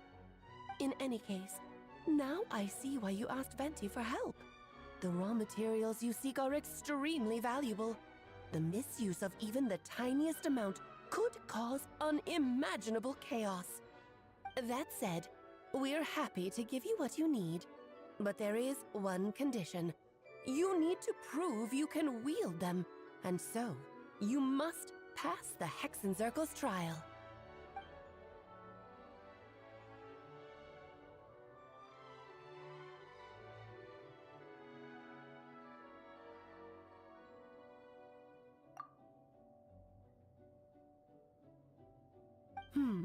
So you know our tricks, huh? Well, success means little if you have no one to celebrate it with, no? Although, I'm afraid dear Paimon will have to sit this one out. What? Why? The Hexenzirkel trials are no walk in the park, my dear. Besides, I already decided on the structure. There's only room for 2 participants, I'm afraid. No more, no less. You understand, don't you, Paimon? Oh, don't be too angry with your dear aunt. Okay. You can turn off the charm. Paimon will stay behind. Thank you for being so understanding. Then, whenever you two are ready, interact with the chessboard on the table. It will guide you through the trial.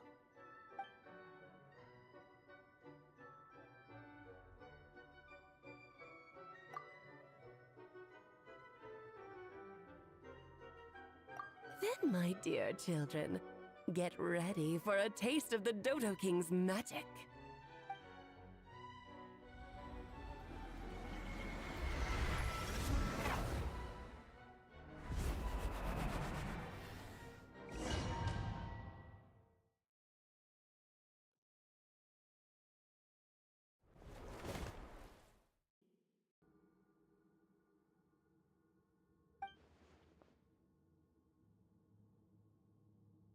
Whoa, you're so tiny now! Take extra care of yourselves, okay?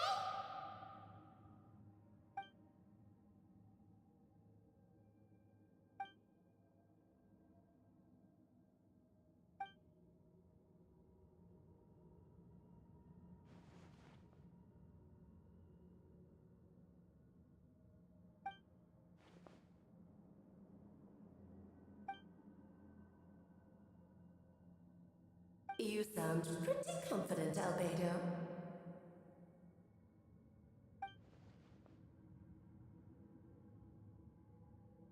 Well, since your mother has to recuse herself, who better than I to put your abilities to the test? I have prepared quite a riveting new performance just for you two. See?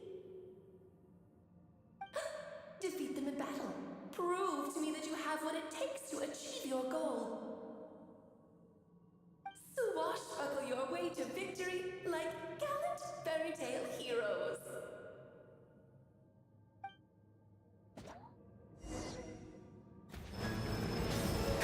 Bring it!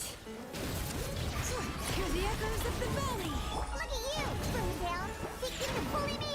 Let lightning echo in song! Shower me with grit! Light of the blazing sun! Witness my great undertaking! Burst forth!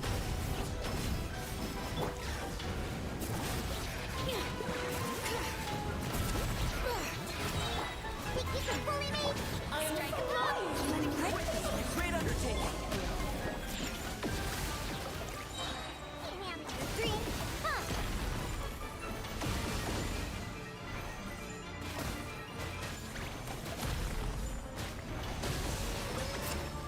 Pyroclastic surge! Feel this ancient power!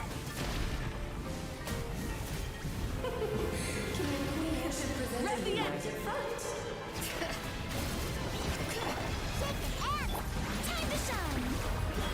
Yoo-hoo! Bring it! Witness my great undertaking! Light of the blazing sun!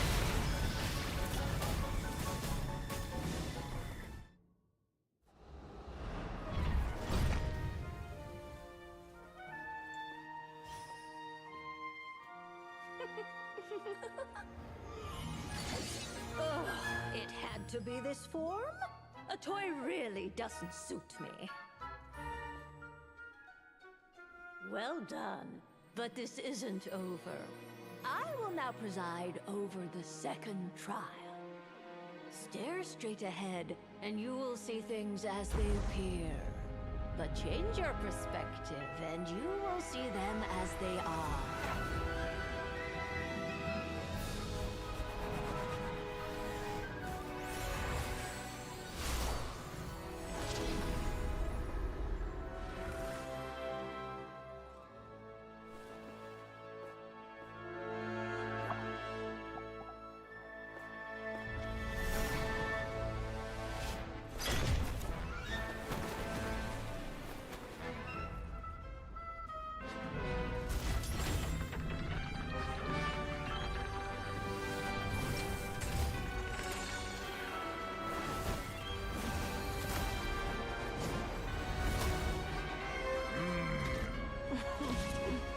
The trial awaits.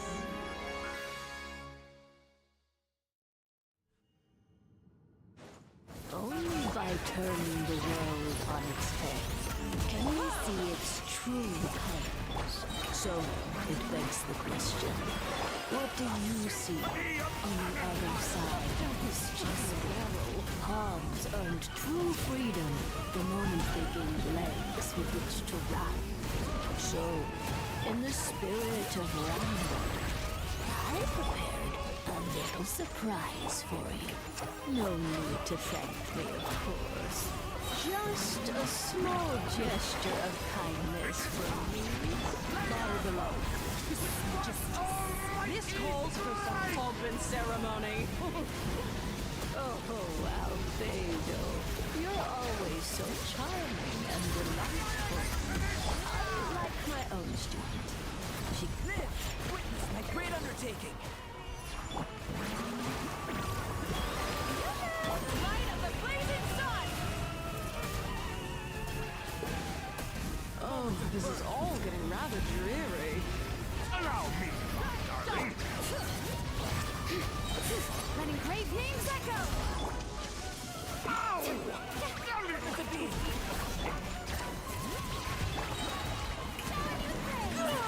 Witness my great undertaking! Burst forth! Full throttle! Bring it! Hear the echoes of the valley! Our performance has yet to conclude.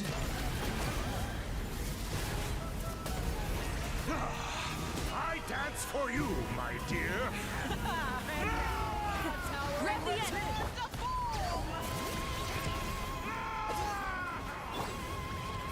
Moment of birth.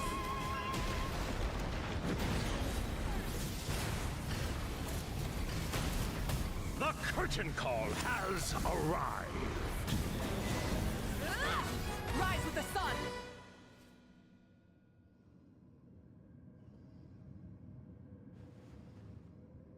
Yes, very well done. Oh, they've grown up so fast.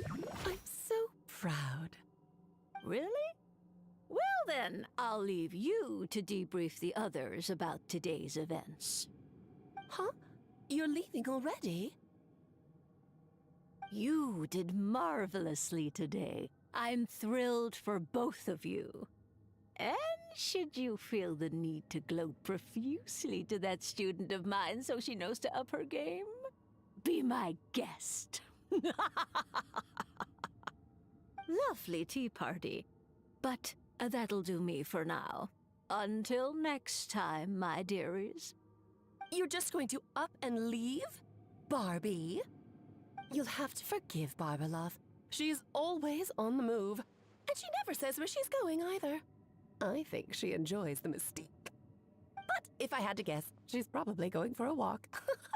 She's a very health-conscious individual. Barbie was satisfied with your victory. And so am I. Congratulations to you both. You can come back now. Oh, whoops. I need to turn you back to normal first, don't I?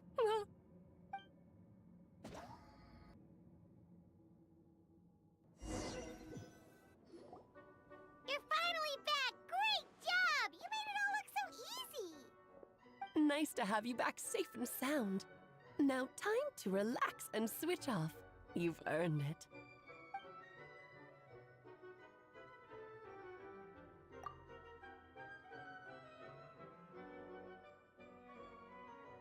To deal with the Dragon of Dragonspine, right?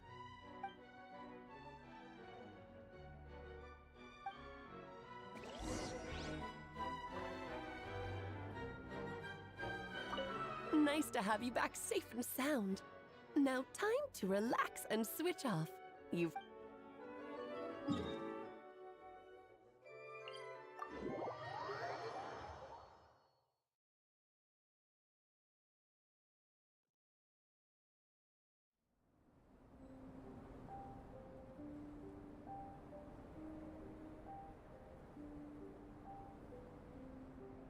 Burn it down!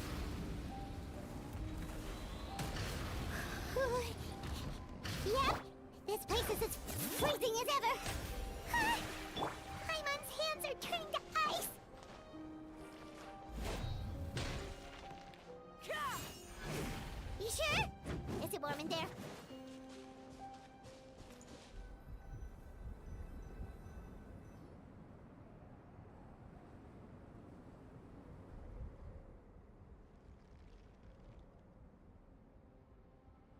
still beating away after all this time.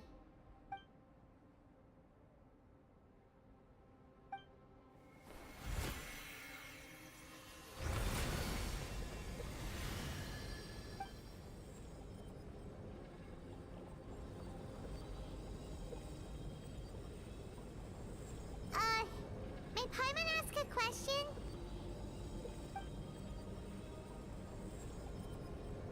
Who is Durin to you? Do you think of him as one of your kind? And is he a dragon, person, animal, or monster?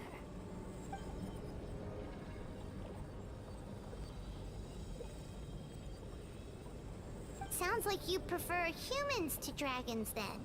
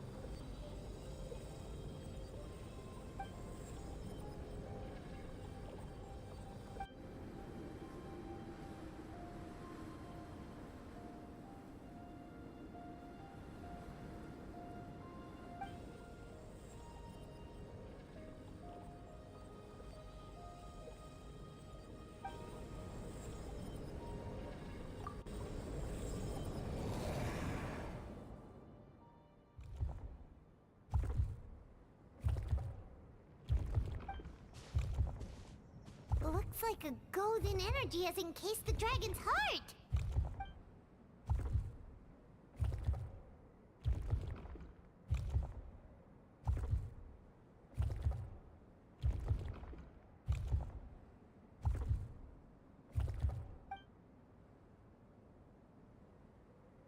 Wait, but in that case, what's gonna happen to the fake Hertha? And what about the people who fell under Durin's influence?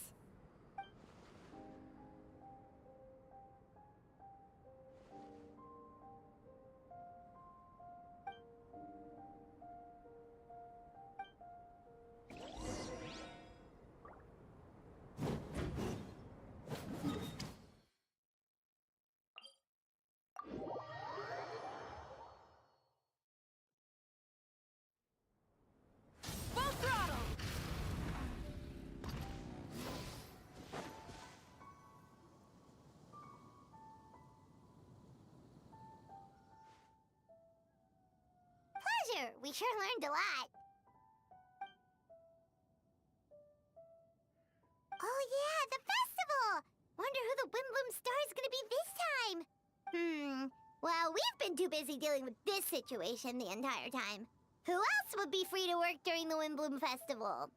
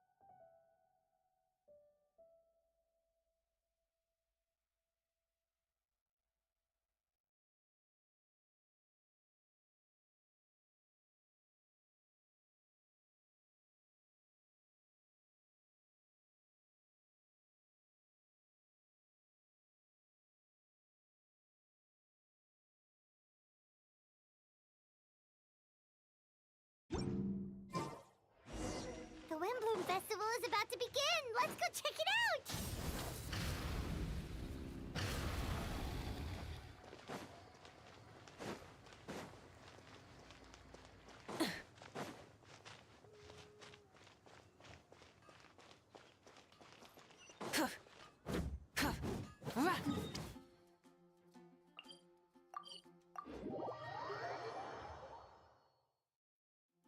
Rise with the sun!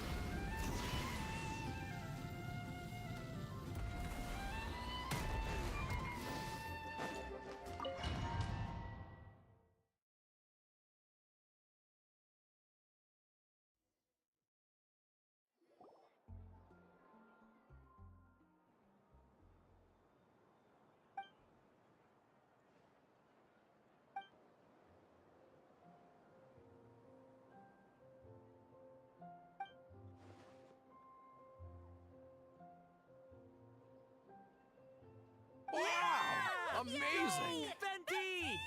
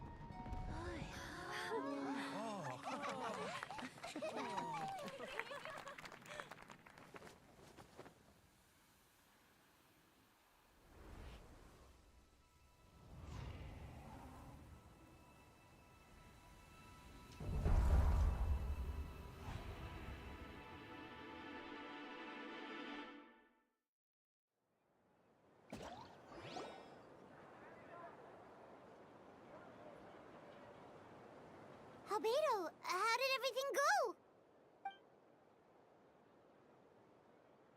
Really? So Mini Durin looks like a human now?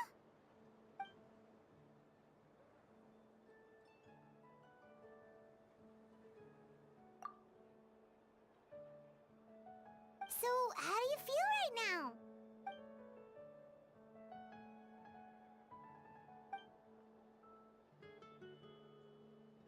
She?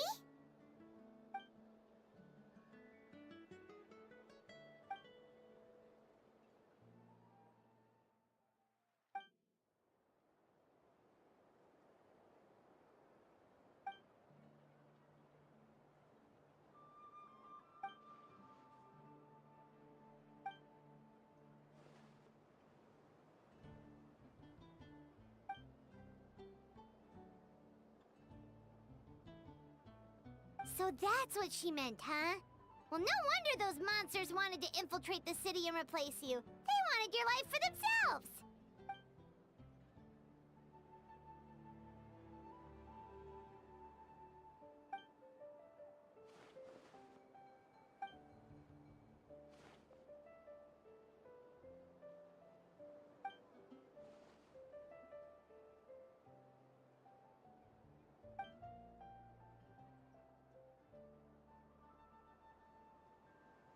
You've got an unusual family, that's for sure.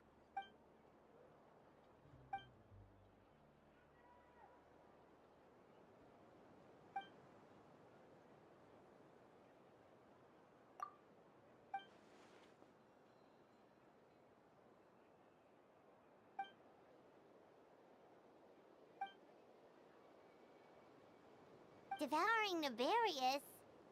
What's Nefarious?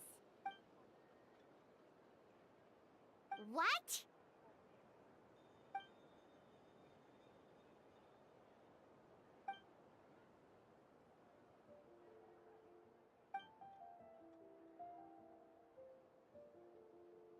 Of course, that's what friends are for.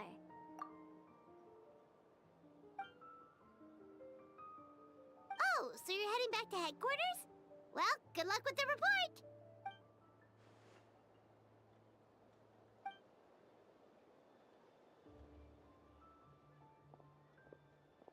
Wow, this Windbloom Festival turned out to be a special one.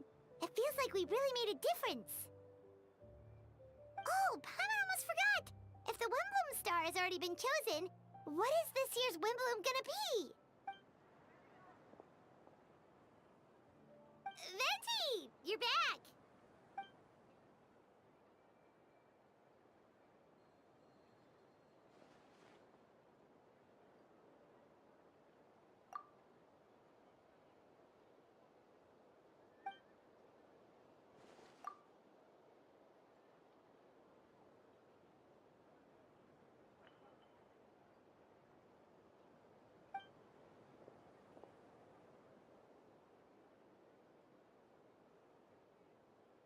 Wow! A gift and a mystery all in one! The mages sure love their secrets, huh?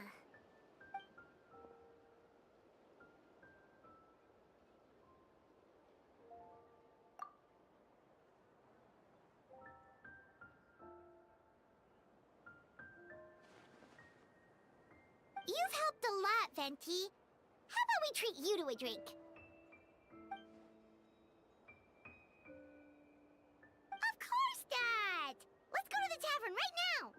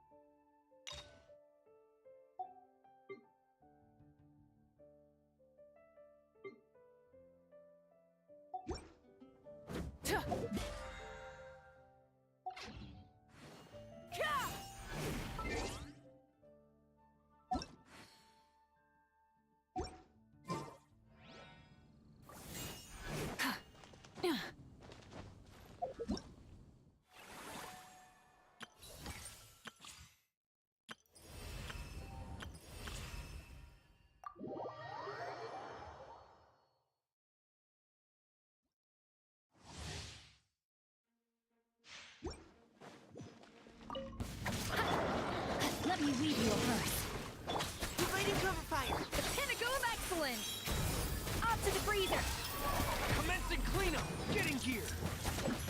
Hey! Frost is coming! Getting here! Hey! Ignorant and bold. Going under! Getting There's on the loose. A dash of Rain Cutter, rain outlines your fate. Let's keep going, team. Hey!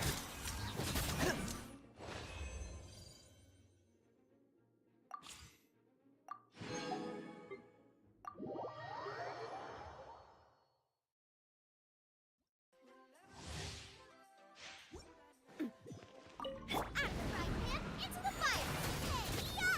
going in. A proper send-off from the speed. It's nothing.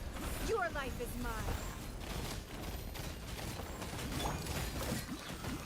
Hey there. Feeling lucky? Don't waste my time. Nice and spicy. Everybody stand. You're toast. Fine. Yeah.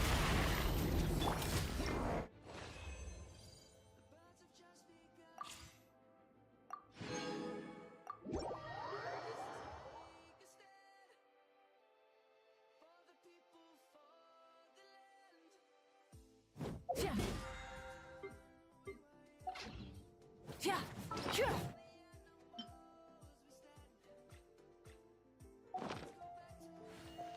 Yeah.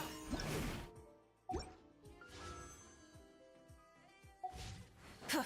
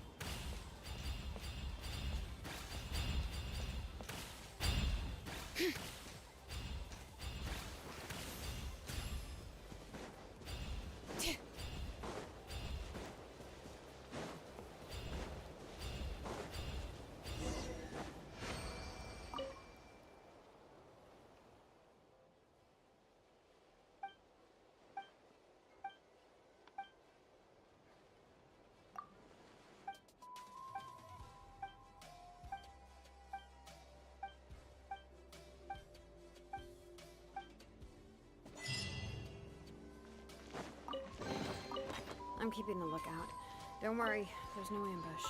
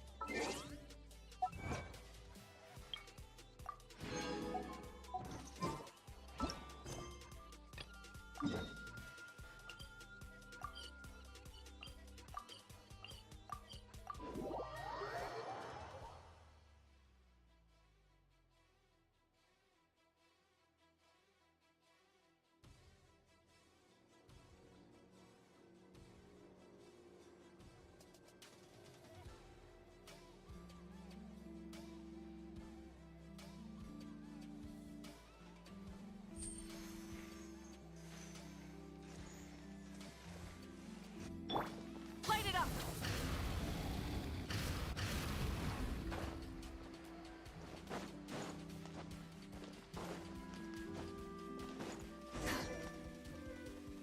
Hey, there's a newsstand over there! Wanna grab a copy of the Steambird? We know our Fontanian friends love a little drama. There's no way they'd let their readers down. Isn't that Charlotte? And standing next to her, surely that can't be Kanich? How about... Lost treasure resurfaces at last. Behold the beauty of the Remurian teacup.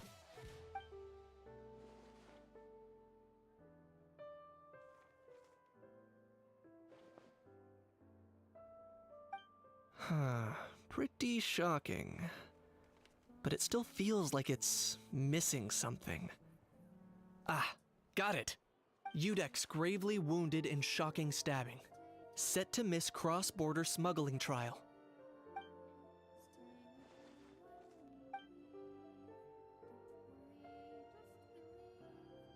Huh? Did Paimon hear that right? Neuvillette was stabbed and gravely wounded? No, surely that can't be right. Can it?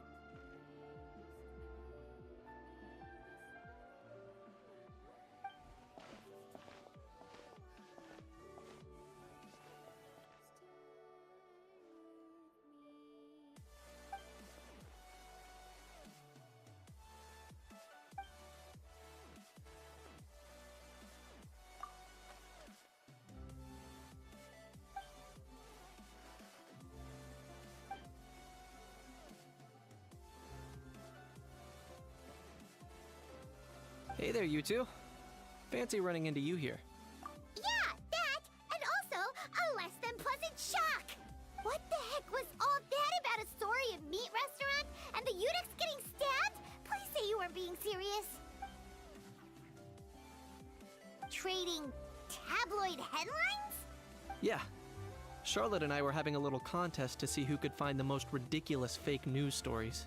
Either I got lucky, or I have a knack for honing in on the most outrageous material.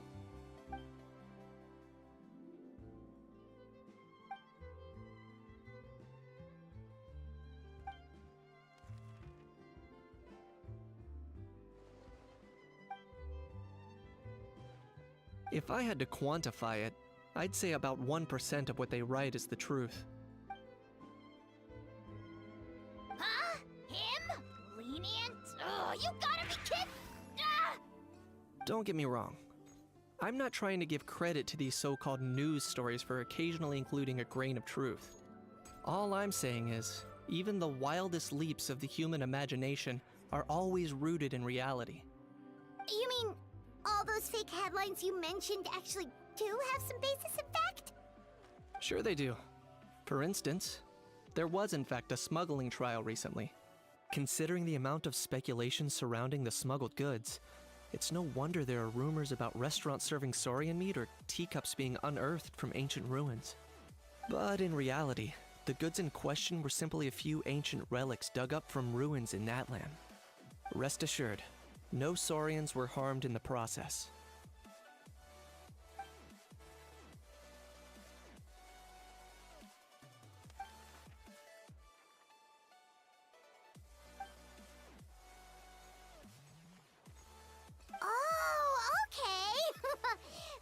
So busy freaking out about those headlines that she totally forgot to ask why you're here in Fontaine, Kinich.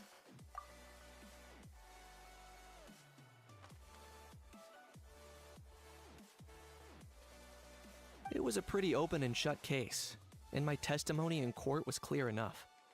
But I'm guessing, Mademoiselle Charlotte, that you're less interested in the case than you are in trying to uncover some news stories about Natlan. I appreciate your kind invitation, but like I said, storytelling isn't really my forte. Kinich the speechless! Kinich the tongue-tied! Huh? If you're dead set on doing an interview, why not talk to the Traveler instead?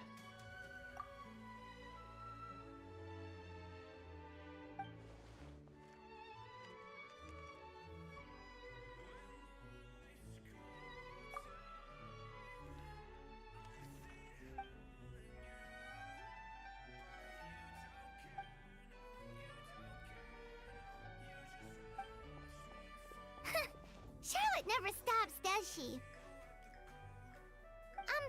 Anyway, Paimon just has to ask. That how thing that popped out before, or was it a how? It kind of looked like a how, but at the same time... Oh, that thing. Yeah, that was a how. Huh? What's up with him? Like, he's still noisy, but he's way quieter than before. It's like... Could be. Not acclimatizing? Aw, poor Almighty Dragon Lord is not feeling well. Too bad he can't come out to argue back. What do you mean? There's nothing physically wrong with him. It actually has to do with a strange law we learned about after arriving in Fontaine.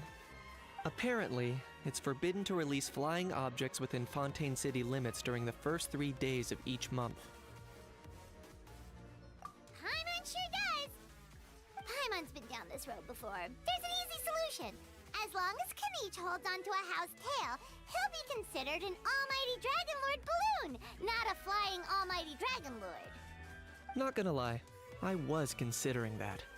But a How wasn't too thrilled with the idea of huffing and puffing away in the form of a mini helium balloon. That said, it's pretty annoying how he keeps randomly popping up all of a sudden. Anyway, this morning I saw a notice outside the Palais Mermonia about an event that's set to take place outside the city soon. Something to do with filmmaking. I hear that's all the rage here. I was planning to stay here and do some exploring for a few extra days anyway, so I think I'll go check it out. It'll be a good chance to let that noisy helium balloon out. He might even learn a thing or two. If you're free, why don't you come along? I know where it is, so let me lead the way.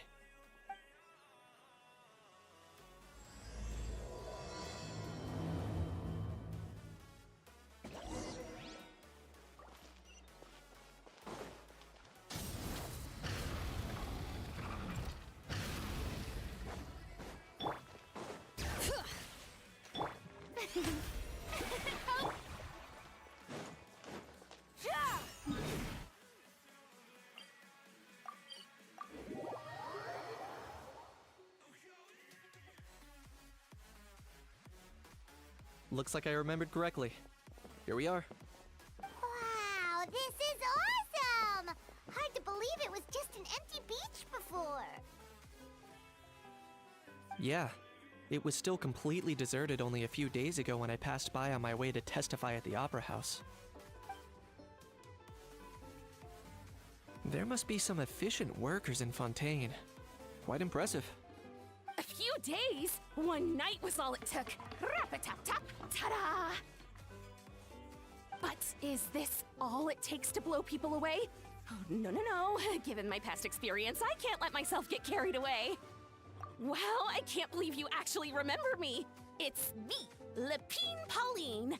That's right, the unlucky one.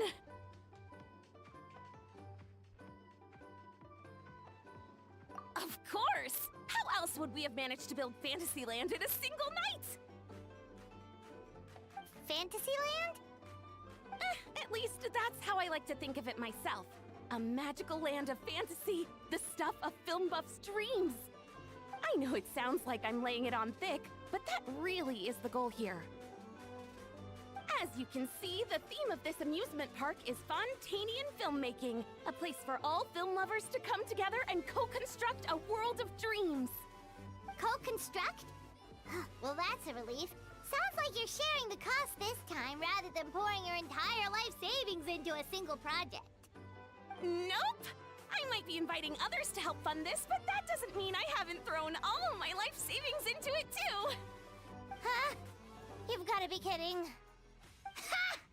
Look at you, puny little humans. Recklessly betting your entire future against some stupid vanity project. If you're expecting even an ounce of sympathy from the almighty Dragon Lord, dream on! Mockery is all you shall get, straight from the heart! Sorry, just ignore that little gizmoid. He likes to butt in occasionally. Do go on.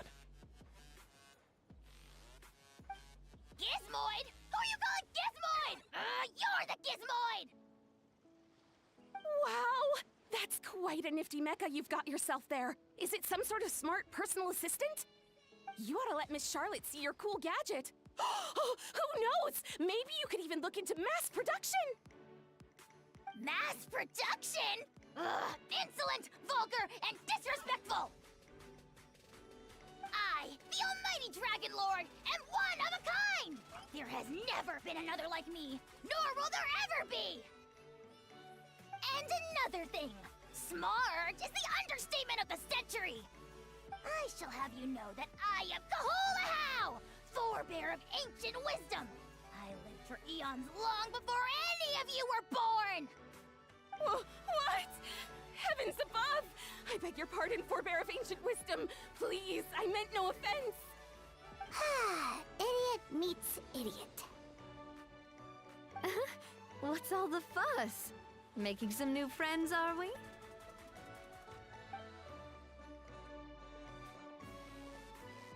Miss Navia! Allow me to introduce the star behind all the work that's gone into this venue. Miss Navia, president of Fontaine Spina di Rosula. Hello, everyone. Partner, Paimon, how have you been lately? Hello there. I'm Kanich. What about me? What about me? My useless servant can't even give me a proper introduction. You think someone yelling their name out in the middle of a public street really needs an introduction? He's not wrong. I caught yours just now, in fact. So, you must be the almighty Dragon Lord, Mr. Ahau. It's a pleasure to meet you.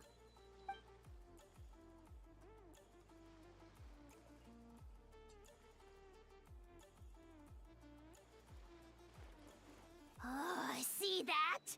That's what I call proper manners. Well, it's not every day you meet a well-mannered human. Navia, was it? Excellent. You may address the almighty Dragon Lord by his name. Navia, don't you think the title Almighty Dragon Lord is a bit silly? It's no big deal. All little animals do that, don't they? I mean, try to puff themselves up to look more impressive. Anyway, it's all thanks to Miss Navia and the Spina di Rosula that Fantasyland's gotten up and running in the space of a single night.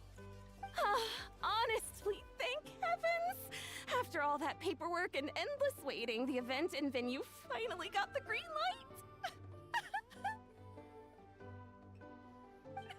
I couldn't wait a moment longer. The second the approval came through, I reached out to President Navia, hoping she could lend a hand. After all, who else but the Spina di Rosula would indulge such impulsive demands?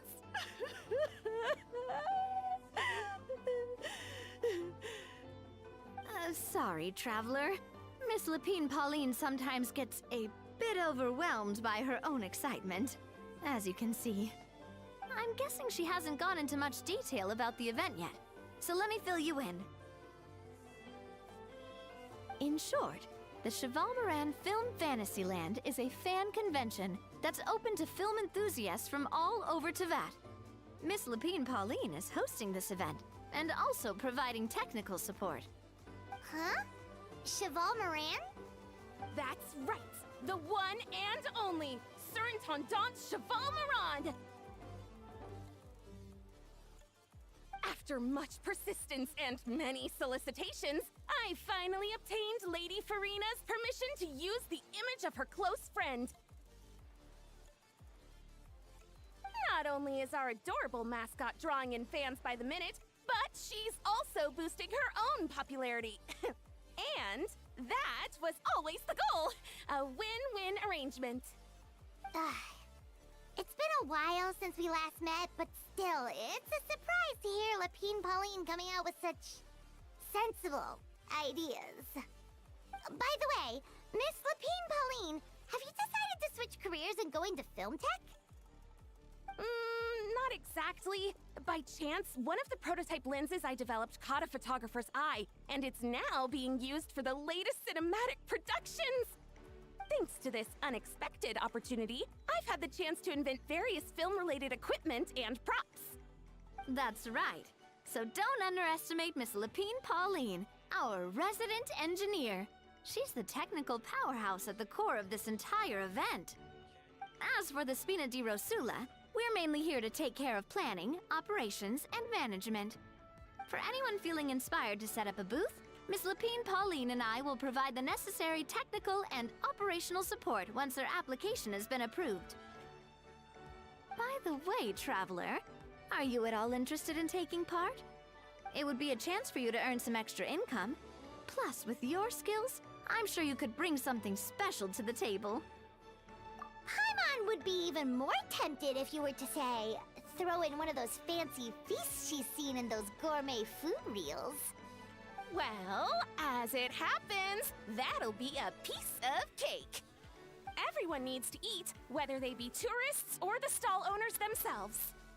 So thanks to Miss Navia's help, we've managed to invite none other than the celebrity chef, Miss Escoffier, to run our theme restaurant. Look over there!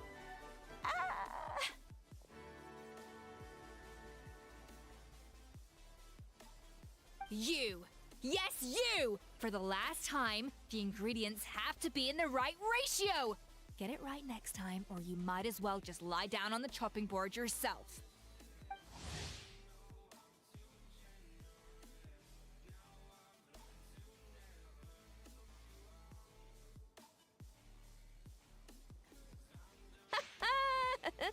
She seems a bit busy right now.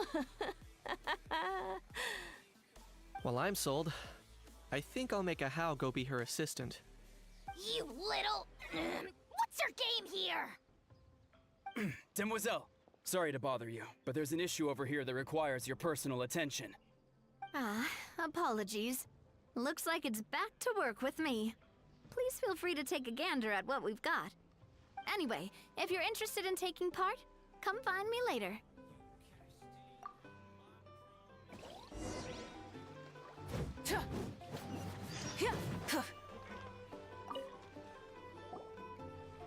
Greetings. Apologies if you overheard my harsh words just now, but I assure you it is entirely necessary. The sheer lack of standards here will be the death of me. Do you have any idea of the kind of customers I'm gonna get with how lax things are at the moment? The ones that leave their guns behind by accident, and then come back to collect them later bringing ammunition with them. Yeah, that's just the kind of customer you wouldn't forget in a hurry. Oh. Wait, has that happened before? No, it's just the mention of guns reminded me. Someone did actually leave their gun nearby. Huh? Just before we started setting up, as we were cleaning up the site, someone stumbled upon a mysterious locked box. It didn't look like something from Fontaine, though. It had more of a Natlanese vibe. Oh? Do you think a foreign tourist might have left it behind? That's what I assumed at first. But the box was buried beneath a pile of wooden planks, rocks, and whatnot, so it seemed like someone deliberately hid it there. But I didn't see much point in speculating, so the best thing I could think of was to hand it over to the authorities. I trekked all the way over to the Palais Mermonia just to hand it in. Ugh, it was exhausting. What did the authorities make of it? Oh, they made a mountain out of a molehill, as usual. Before even addressing the question of what was actually inside the box, they had several heated discussions about whose responsibility it was to write the lost and found notice. Thankfully, the ever-reliable Officer Sedine stepped up and immediately called in the Marechaussee Phantom to crack the lock and check if there were any dangerous items inside. And, as it turned out, there was a gun. Wow, that's a dangerous item, all right. Mind if I ask what kind of gun it was? Oh yeah, Mr. Kanich, you're from Natlan, aren't you? Do you know a lot about guns? You could say it comes with the job. I have an interest in weaponry and the like. Ugh, such a spoiled brat. What, are the toys I gave you not good enough for you anymore? Yep, got sick of those long ago. You little... Don't dare you turn your nose up at my gifts! Why Time for a timeout, old-timer. Sorry, where were we? Oh yeah, do you recall what the gun looked like?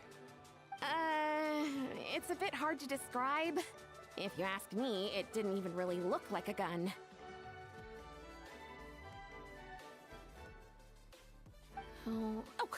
Give me a second. I'll knock out a quick sketch.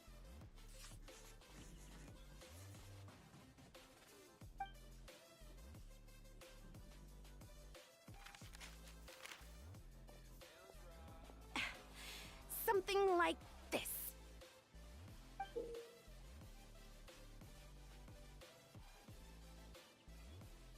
Whoa, it's so neat and precise! It's nothing. Sorry. Is something wrong with my drawing? I know it doesn't really look like a gun, but I assure you, this is exactly what it looked like. And it certainly could shoot as well, too. I confirmed that with the officer from the Marechaussee Phantom. No, quite the opposite.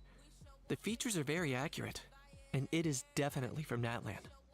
Please, don't mind me. I'm just taking a moment to admire it.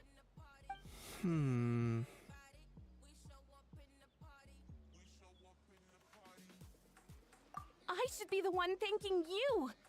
Thank you, and everyone else for your support. Don't mention it. Besides, we haven't really done anything. Not at all! The buzz and excitement you guys bring is exactly what this event needs. Oh dear, I'm starting to feel a bit guilty watching everyone else toil away. Guess it's about time I got back to work too. But just before I go, one last thing. Traveler, it's wonderful to see you. Here's to a successful collaboration.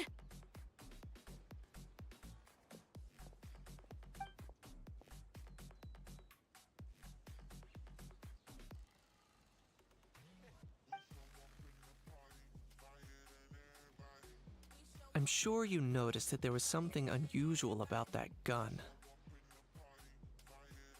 Correct. It's most likely an old weapon dug up from some ancient dragon ruins. Based on my experience, it might be more accurate to refer to it as a hand cannon. But in Fontaine terms, it's not wrong to call it a gun. Given why I came here, don't you think it's curious that an ancient dragon relic of unknown origin would turn up like this, out of the blue? I suspect this gun might have something to do with that smuggling case. It might have slipped through the cracks. Time is of the essence, so I'd like to head over to the Palais Mermonia to verify my suspicions. Perfect. Then we can head out right away. Or, if you want to catch up with your friends first, I can wait.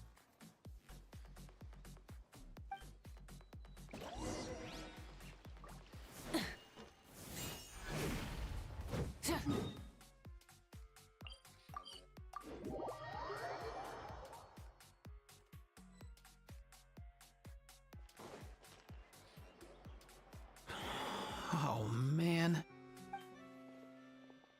Bro! Are you mimicking me? Now's not the time. Come on. No, I mean, one of our buddies is here, for real. Quite a few of them, actually. Aurora and Aoife, what brings you to Fontaine? Huh? How come you're... I'm guessing Kanich is here because of that international smuggling case, right? I've heard quite a bit about that. Word sure gets around quickly, huh? First time abroad and you're already making headlines. Oh, stop it. It's not like I was the center of attention. Wasn't expecting to see the Traveler and Paimon here too, though. Come on, Aoife. Huh? A traveler, by definition, is someone who travels around. Fair point. Anyway, back on topic. Wait a second. I lost my train of thought. What were we talking about again? Why you're all here, of course. For vegetables. Huh? I'll go first. It's for the Chevrolamine Film Fantasyland. Wait, is that right? It's Cheval Moran. Right. I keep stumbling over that one. Guess I owe Cheval Moran an apology, even if she's not here. Anyway, long story short, the festival restaurant urgently needed fresh vegetables from Natland, which is why Aoife and I are here. So, you guys are vegetable couriers? He is. I'm just here as a responsible adult. It's his first time traveling so far away from home, and all the elders in his tribe were worried. So they had me come along. Even though it's your first time too. Right, but they still picked me to accompany you. You gotta wonder why that might be. Don't you get it? They all just saw how overworked you were, so they used it as an excuse to send you off on a vacation. Wait, what? So I'm getting the grandson treatment now too? See, doesn't matter how much older you are than this dude. Hang out with him long enough, and you'll eventually find yourself being treated like a kid. Meaning everyone looks after you. What's... In theory, nothing at all. In that case, guess I better start over. Hi guys, my name's Aoife, and I just turned 5. Paimon's not sure who the responsible adult is anymore. So, what about Kakuku? If he was here, we'd be making more of a ruckus than we already are. That's exactly what's got me worried. Aoife, there's nothing to worry about. You're a big boy. You can handle yourself now even without Kakuku. You think that's what I'm worried about? Anyway, my priority right now is Kakuku. Suffice it to say, Kakuku's in big doo-doo. How so? He's so small, and all he knows are a few harmless phrases. What kind of trouble could he even get himself into? Let me guess. Did he get caught out by the law on flying objects? Bro, you too? Not me. How? Oh, that pesky little chatterbox. So that's why he hasn't interrupted us this whole time. Guess he's too scared to show his face. That, plus he's already spouted enough nonsense for one day. So I've put him on mute until tomorrow. Nice one. If I was even half as decisive as you are, I would have kept a closer hold on Kakuku so he didn't get a chance to go flying off. Oh no, bro. Or rather, did Kakuku get caught by the guards for flying around? If they had managed that, we'd at least be able to track him down. But when the guards started chasing him, Kakuku flew into that building next door. I wouldn't be surprised if there was a high-stakes pursuit going down in there as we speak. Just like one of those cool crime movies. Which building? That one? Yup, that's the one. Kakuku sure has a good eye for a getaway. It's the tallest building around. I may be able to fly up pretty high, but checking every last window would still take quite a while. As for Aoife, well, let's just say he's not flying anywhere without a Saurian. Sorry about that. Not like it's my fault, though. You don't have to apologize on my behalf. Wait a sec. What's this got to do with how high you can fly? Kakuku's got himself into a real mess here. Like a panicked animal running straight into a trap. It's pretty worrying. I'm starting to picture him flapping through a barrage of gunfire while important documents are flying about left, right, and center. Heck yeah! If anyone can pull it off, it's Kakuku. He's always been such an awesome Saurus. I believe in him.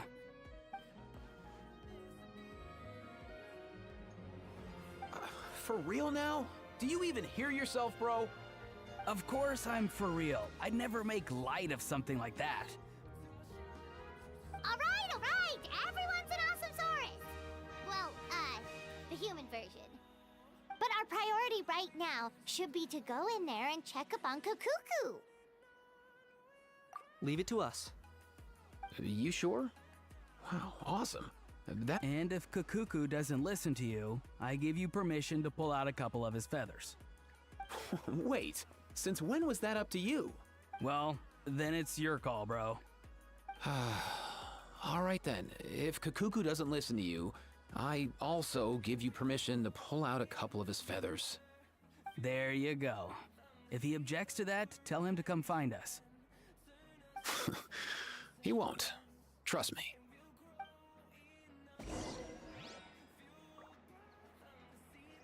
Burn it down!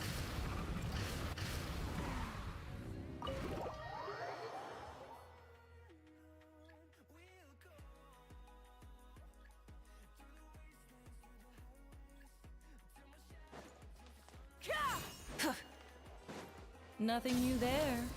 What's all that commotion? Are they arguing?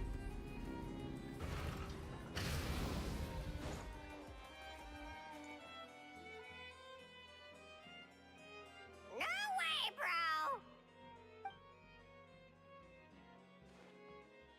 bro! Did he say he came from Natlan? No. Get out of here! I can understand his words, just not what they mean. Oh no.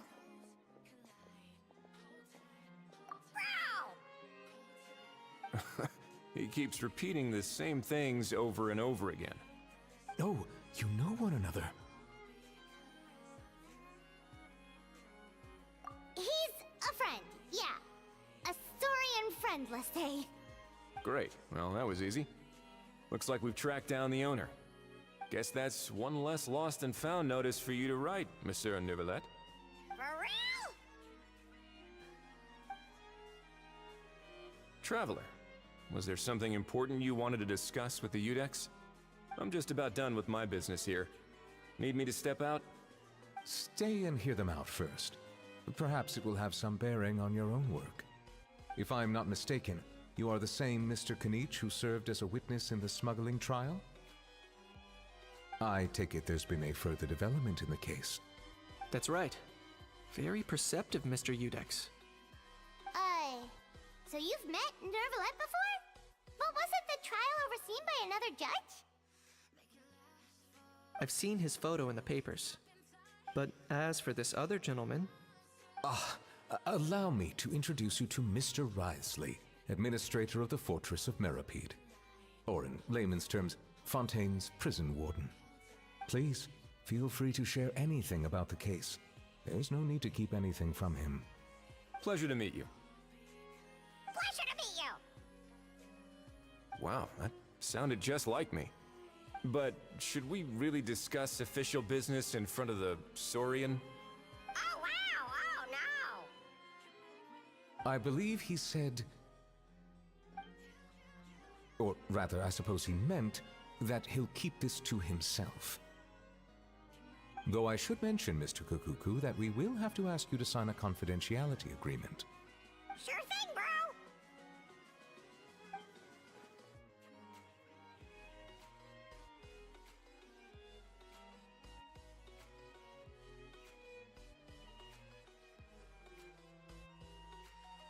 Let us return to the matter at hand. Mr. Kanich, was there something else you wanted to discuss relating to the case? Yes. Let me fill you in.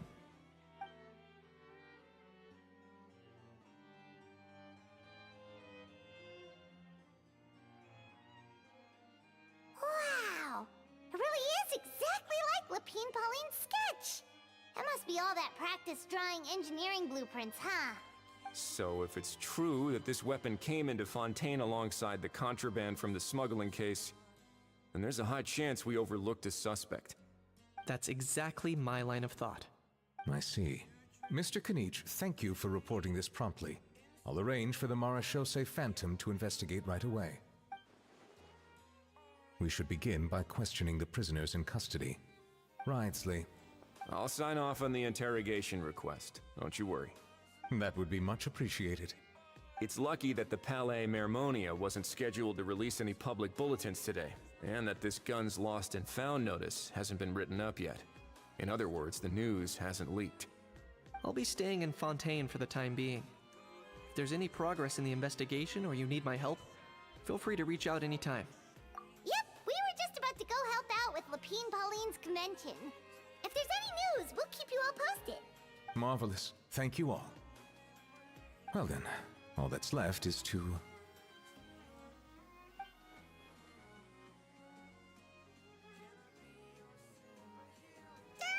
You miss me, bro? He really does come out with the most unexpected things. Who did he learn it all from?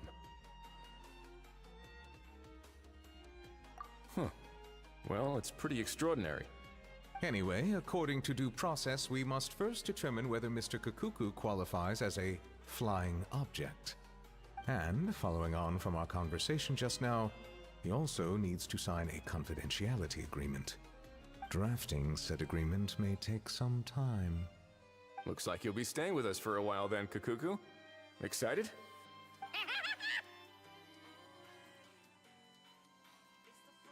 That would save us a lot of trouble. Many thanks. All right then, we'd better get going. No need to see us off.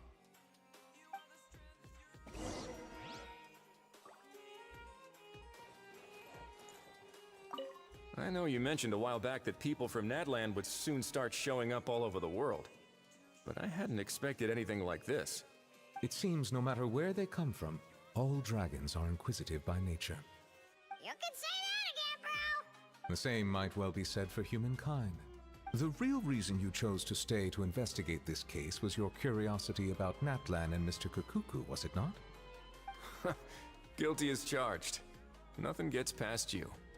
So, how about we take this opportunity to chat a little more? We've got the world's best translator on hand, after all. Sure thing, bro! Burn it down!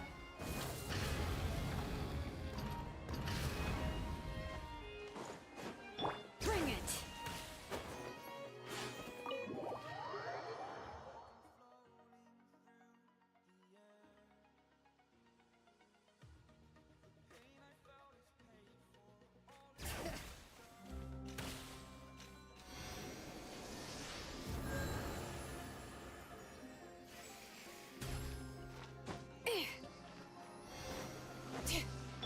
Light it up! Full throttle! Aurora and Aoife, we found Kukuku! What's the situation? How bad is it? Oh no. When I saw that Kukuku wasn't with you, I'd already prepared myself for the worst. Relax, Aoife. Maybe Kakuku just prefers high-rise living now. Sometimes you just have to let the kids grow up and make their own choices in life. For real now? Do you even hear yourself, bro? It's not that bad. Kakuku's fine. Still very much alive and kicking for starters. He hasn't been arrested either, so no jail time. See? You're not exactly reassuring me here. As for the bad news, well, it's really not that bad. Kakuku accidentally overheard some top secret stuff, so he has to stay at the Palais Mermonia for a while to sign a confidentiality agreement. But there's no need to worry. The person in charge of looking after Kakuku is super nice, so he'll be absolutely fine. All right. That doesn't sound too bad after all. Wow, hearing that's put my mind to rest. But based on my understanding of how things work here, the ban on flying objects should be over by the time Kakuku actually gets out. What a shame. Oh well, I guess we'll just have to go have some fun without him. You don't look disappointed in the slightest. Anyway, Auroron and I will be staying in guest rooms upstairs at the Hotel de Boer for the time being. Feel free to drop by if you need us. Yay! Problem solved! All right, let's catch up another day.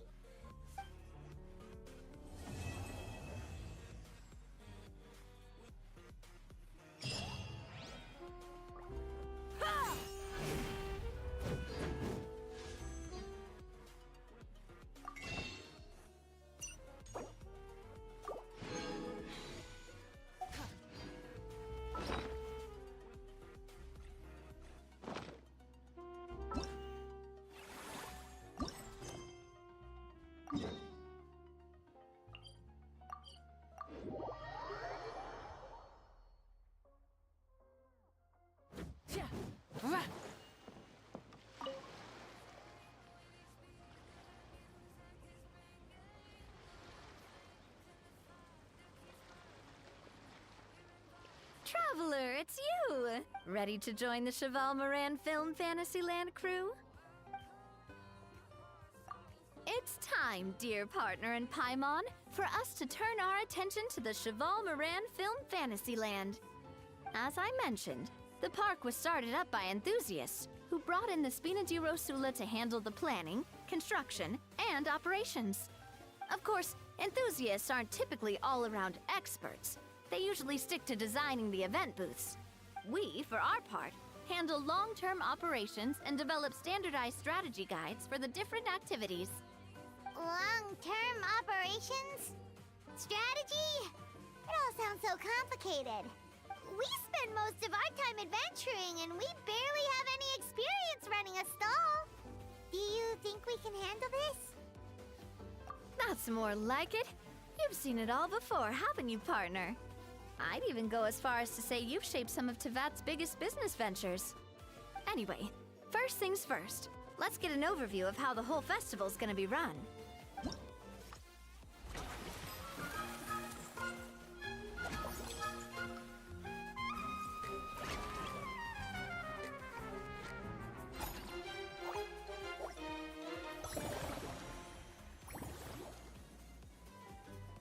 As you can see, our Fantasyland's a bit like a sugar-free macaron right now. Several areas are still under construction. The Spina's only been able to hire a limited number of craftsmen. Besides, we don't have enough experience to handle multiple projects simultaneously. That's why I chose to adopt a time slot-based planning method, so we can focus on specific tasks during each designated period. Upgrading facilities, expanding the venue, hiring staff. All of this requires funds and time slots to accomplish.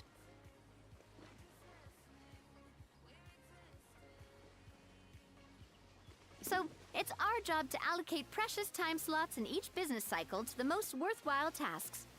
As we attract more guests and earn money to add to our funds, we'll also be able to work more efficiently, which will allow us to divide each cycle into finer time slots, which will let us get more done. So we'll be limited in the decisions we can make and tasks we can focus on within each time period. Which means we have to use our limited actions and Mora to earn even more Mora. Kinda like playing chess or cards then. Cooking up a strategy in advance is gonna be key. Paimon thinks she just about gets it. How do you feel about it, Traveler? Yep, come on, we can do this. You mentioned standardized strategy guides just now.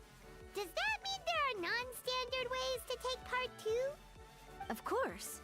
Film and entertainment mean different things to different people. And there's gonna be a wide range of exciting activities for people to try out. If we're not careful, some visitors might wander off and end up getting in trouble. And others might pick up dangerous props by mistake.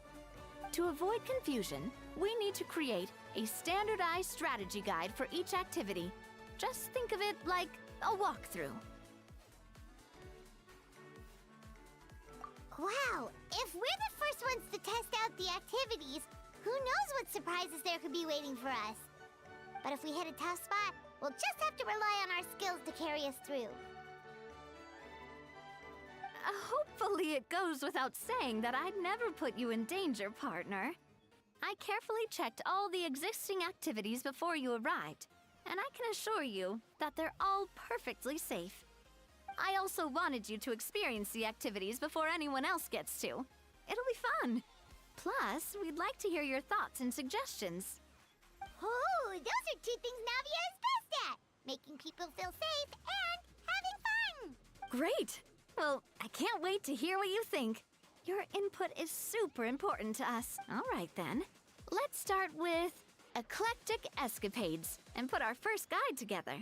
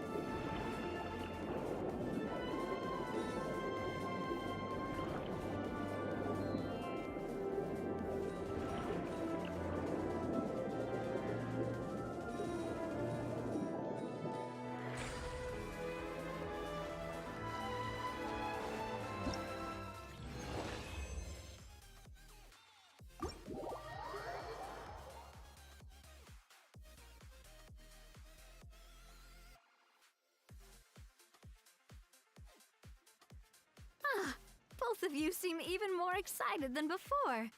Looks like your first trial run didn't disappoint. Paimon hasn't actually watched that many films, but after trying it out, she might just be hooked! We should check out the film that it's based on! Great job, Paimon. That's exactly what our enthusiast friends were hoping you'd say.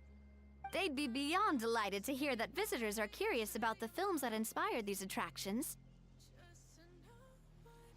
Some have even been willing to contribute extra funds out of their own pockets. Where budgets have allowed, of course. Out of their own pockets? That's right. While the Spina di Rosula covers the cost of basic booth materials and rental fees, many fans have personally funded promotional materials and related merchandise. The cost of the booth itself isn't their main expense. Some of them have already started designing spin-off products inspired by film characters. Take our official mascot, Surintendant Chevalmoran, for instance. She won second place in the last most popular character poll for the comic film category, and was even dubbed the pinnacle of round, bouncy cuteness. Many people have expressed interest in designing cushions based on her image, using the highest quality fabrics and hiring the most skilled artisans to mass produce them. These cushions will officially go on sale at the next convention alongside lots of similar products.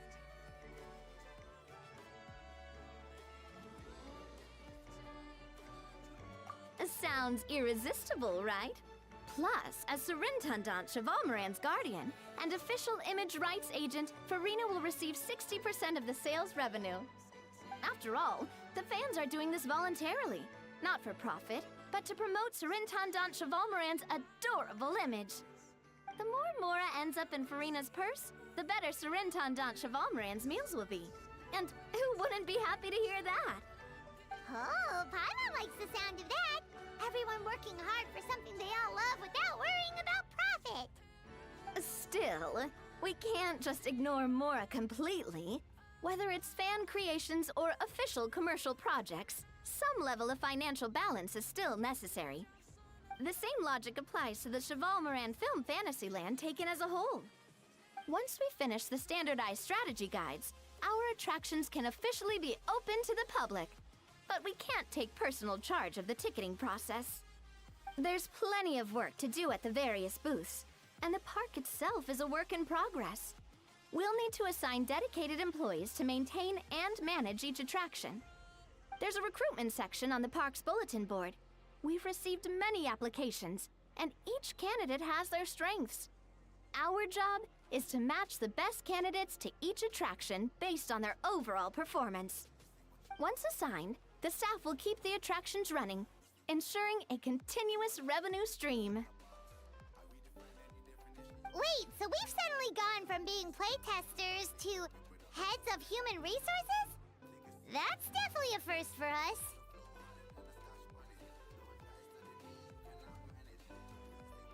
Just don't hold everyone up to your own standards, okay? You can't expect everyone else to be as capable as you. Alright, time to review some resumes. Fingers crossed we'll get some exceptional candidates.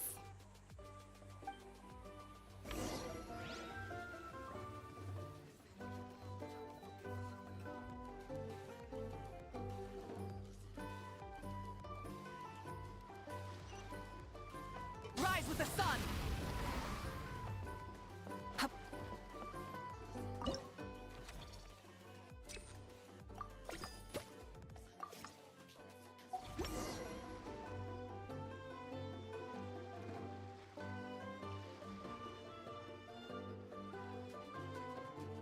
Looks like this particular employee is really getting into their role. You're both doing great. You sound more like bosses than I do. In any case, with this, the Chevalmoran Film Fantasyland is now officially open. Running a theme park is a long-term project. You won't make much if you try and rush it. We're just about done with our current work setup, so let's take a short break and wait for this cycle's revenue report to come in.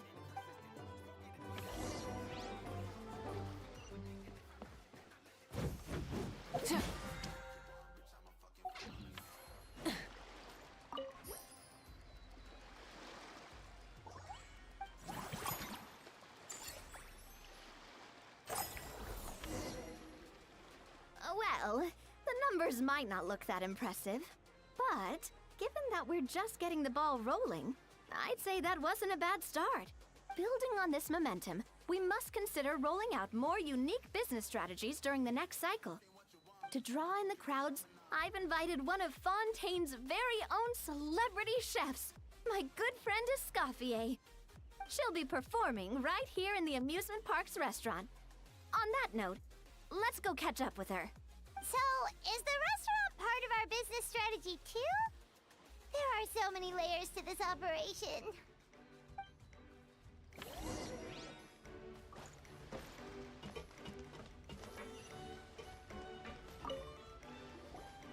The restaurant is up to standard, and the waterside location will make for a unique dining experience. The beautiful scenic reflections in the water create a stunning backdrop, lifting diners' spirits and allowing them to truly savor their meals. Ingredients, check. Cooking utensils, check. Looks like we're ready to rumble. Hey there, Escoffier! Oh, my employers are here. The president of the Spina di Rasula, plus the famous traveler and Paimon. I must say, you seem a bit overqualified to be running a film-themed amusement park. I'd say that if anyone here was overqualified, it would be the former head chef of the Hotel de Boer. Wherever you walk, the aroma of fine cuisine follows in your wake. Let's get back to business. I'm guessing you want the traveler to help me decide the theme dish for each cycle, right? This is the business strategy I mentioned earlier. Using Escoffier's top-tier dishes to attract more visitors to the park. But this isn't just about attracting visitors. Her culinary masterpieces will surely have other surprising effects. Just imagine, Paimon, if all you needed was a single ticket to enjoy all the attractions and taste all the legendary food. Wouldn't you be tempted? Then Paimon come every single day! Now, here's the twist. To get the most out of this strategy, the menu can't be made public. Based on research by a certain food branding consultant, many restaurants have started offering a special chef surprise dish. So give me some inspiration every few business cycles, and I'll decide on our next theme dish. Now then, give me your hand. A warm and energetic feel.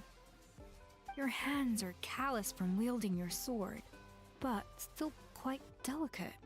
When you grasp its hilt, it's like you're holding the bow of a violin. A sword, then. The theme this time shall be strength. All right, let's find out what strength looks like in gastronomical form.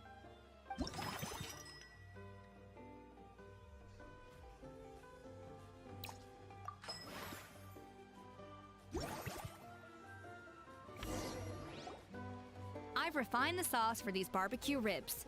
It's a richer flavor than the classic version, but not at all greasy. The mint extract in the seasoning leaves a refreshing aftertaste, perfect for indulging yourself after a fun-filled day. But if you ask me, I'd say the artisans need these more than the guests. The artisans? As I'm sure you've noticed, this park isn't quite finished. A serving of these barbecue ribs should help the artisans replenish their strength much more quickly. As their bosses, you have an obligation to provide meals for them. So why not invite them to dine here? Who knows? The morale boost might even improve their productivity.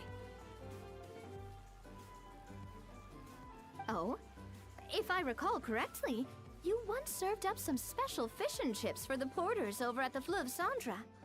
For several days after, the workers were all incredibly efficient. They'd finish 8 hours of work in just 5. And then, because they clocked out early, they'd come back completely refreshed the next day. Then there's no time to lose. Go invite the artisans over while these ribs are still hot. I'll prepare some side dishes and desserts too. That's a great idea! You really live up to your reputation, Escoffier! Looks like these themed dishes are gonna make a huge difference after all. We'll have to make sure we check in with you regularly. The artisans are pumped and ready to roll thanks to that themed dish. And perfect timing, too. Let's take this chance to take the facilities of our eclectic escapades to the next level.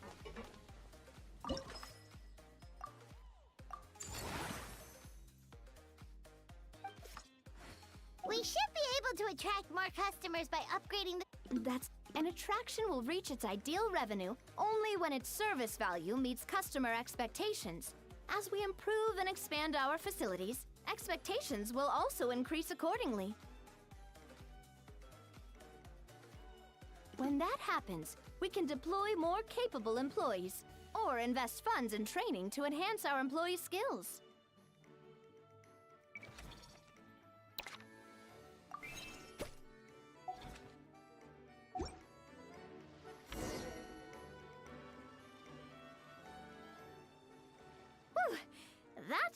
everything. Looks like you've pretty much mastered how to run this park. Huh? Have we really? Thinking about it, we have learned quite a lot, haven't we? Oh, not at all. I wouldn't say I taught you much. Your intuition's been guiding the way mostly. I imagine long-term operations sounded like a scary prospect the first time I mentioned it, huh? But don't let that scare you. Just break things down into smaller steps and tackle them one at a time. Even if you're not a genius or naturally gifted, you'll get it done in the end. Whoa, seeing her own progress has really got Paimon fired up! Actually, she's gonna jot your words of encouragement right down. From here on out, we'll be running the Cheval Moran Film Fantasyland together. Let's make it a big success! Yeah.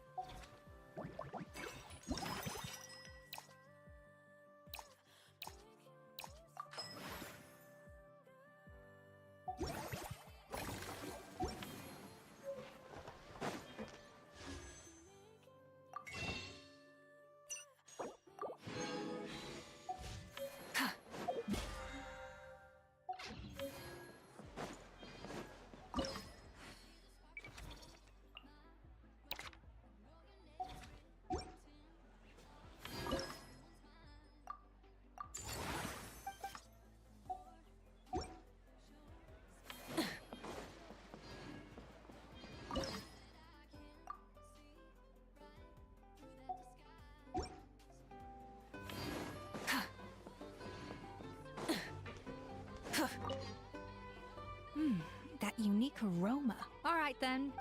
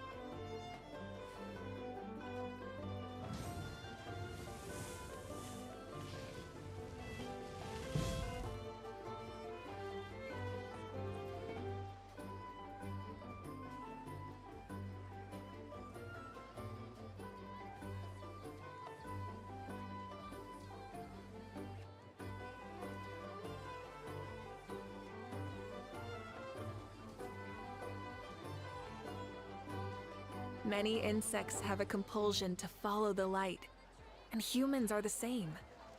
Except we call that light hope.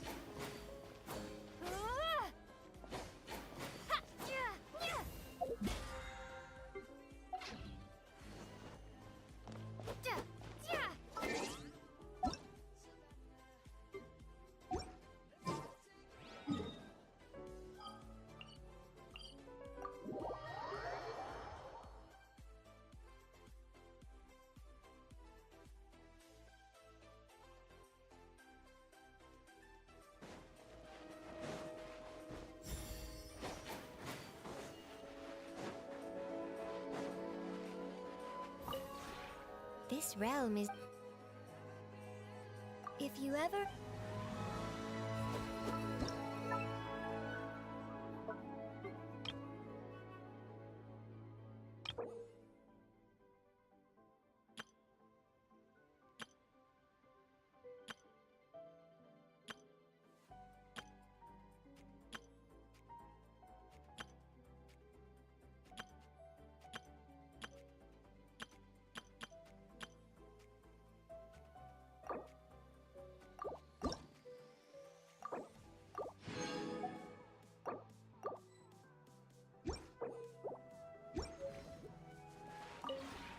This realm...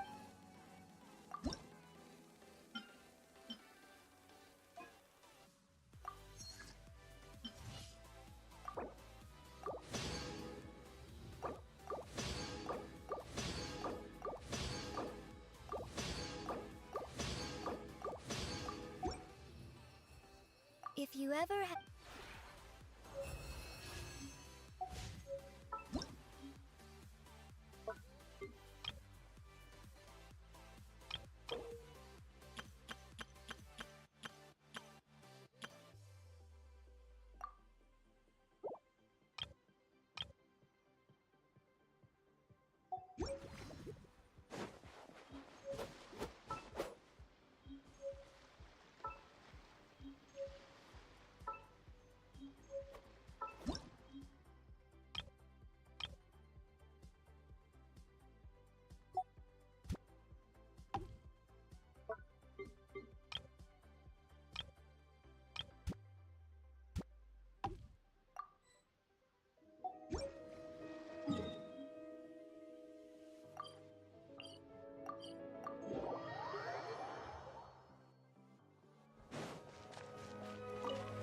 Okay, furnace check. Anvil check. Oh, and you've even got a shop sign and a display rack? Yeah, this is a fully equipped blacksmith you've got here. You just need to light it up and get smithing. Okay, I am suddenly feeling a little tired. Just looking at this stuff reminds me of being back at work. Yeah. Nope, it's not gonna pass. I am getting sleepier by the second. I'm gonna need to take a nap.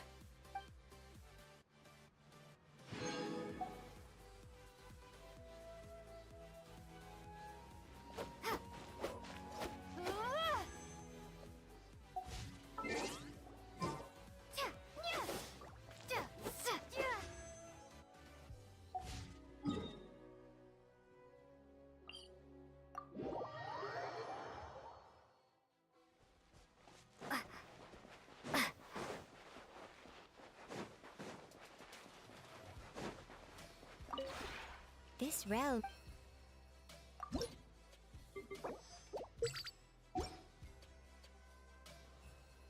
If you ever...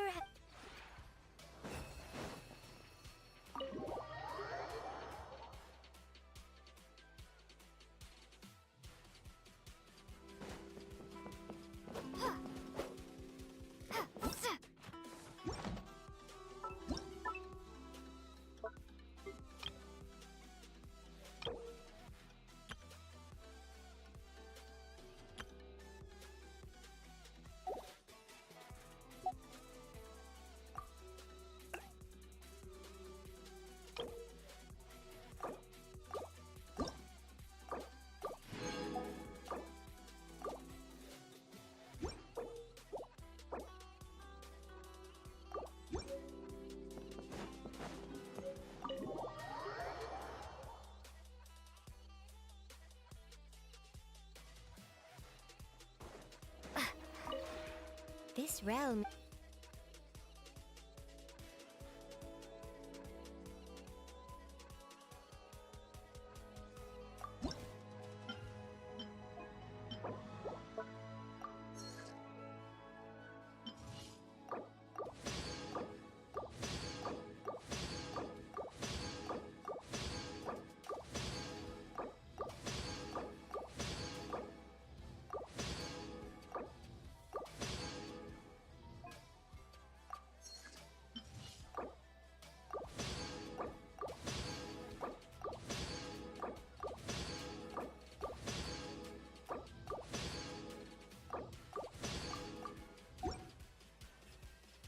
If you ever...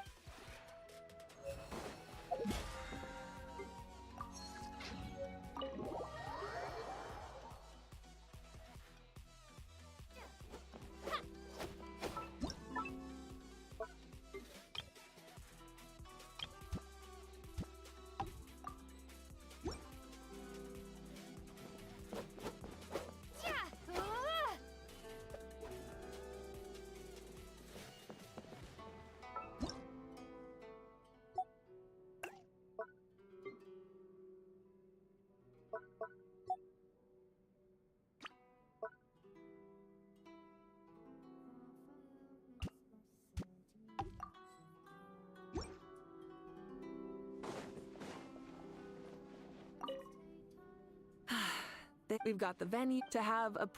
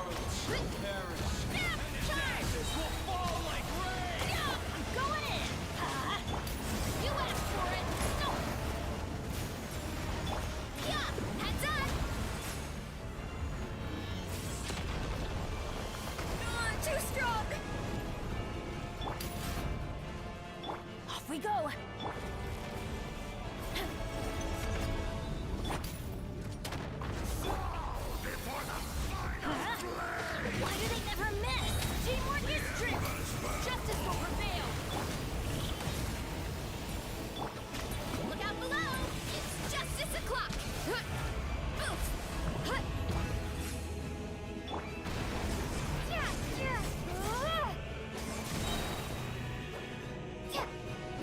Vengeance! Charge!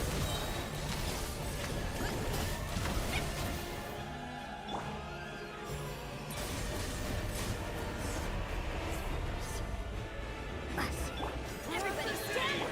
Hands where I can see them! Maximum power!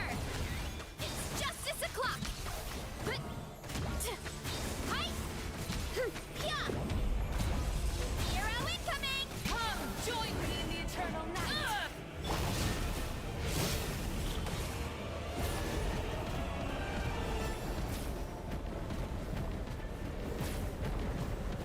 I can release you from your suffering!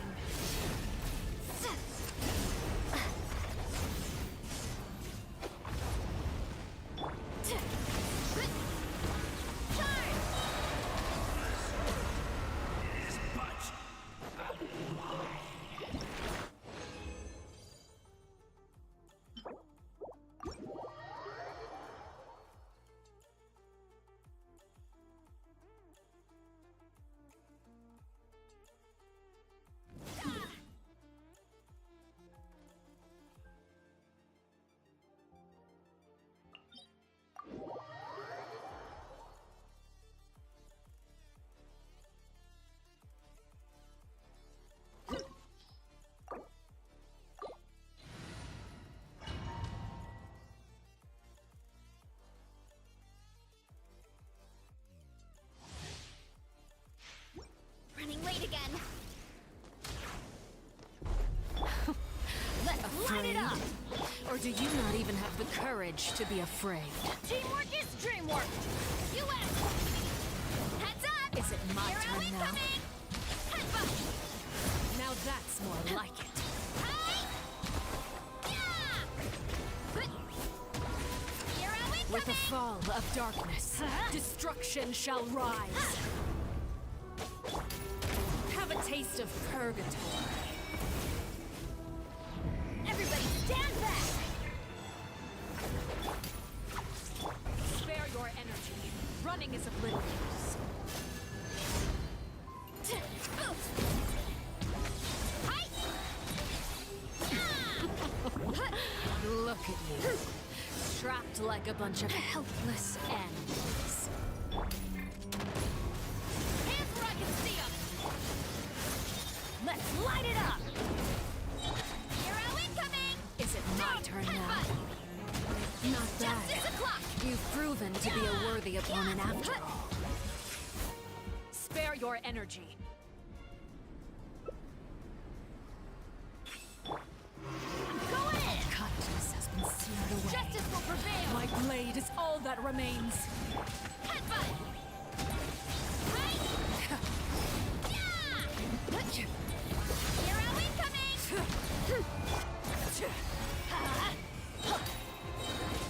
Hands where I can see 'em! Off we go! Teamwork is strict! It's justice o'clock! Sundown is only the beginning.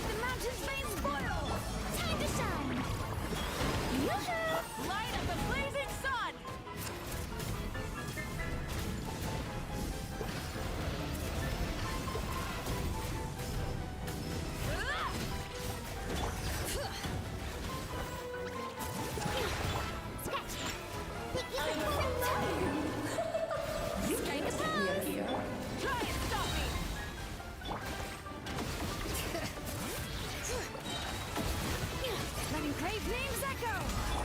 Let my name echo in song!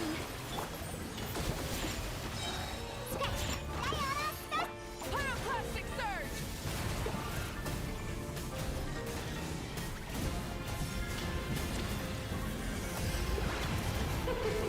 King and Queen should present a united front. Let's have a ball.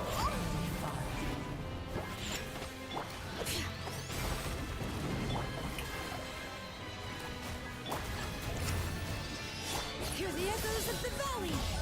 Time to shine! Wrath from the sky!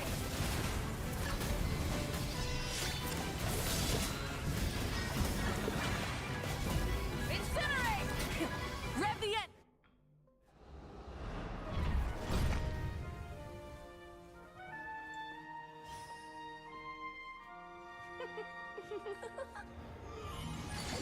Ugh, it had to be this form? A toy really doesn't suit me. Well done, but this isn't over. I will now preside over the second trial. Stare straight ahead, and you will see things as they appear. But change your perspective, and you will see them as they are.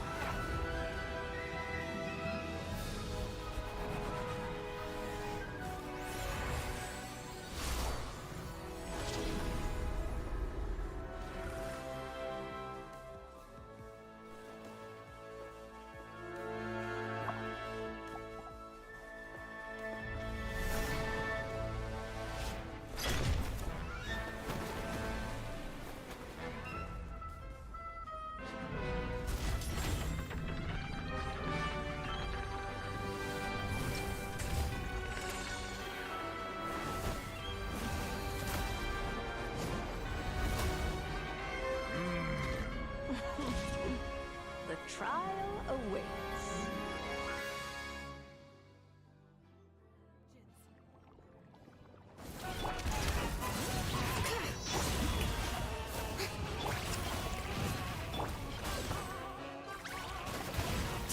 Bring it! Letting brave names echo! Let my name echo in song! Shake it, ants! Pyroclastic surge! Oh, this is all getting rather dreary. Allow me, my darling. Let the mountain's veins boil! Ow! A little too toasty.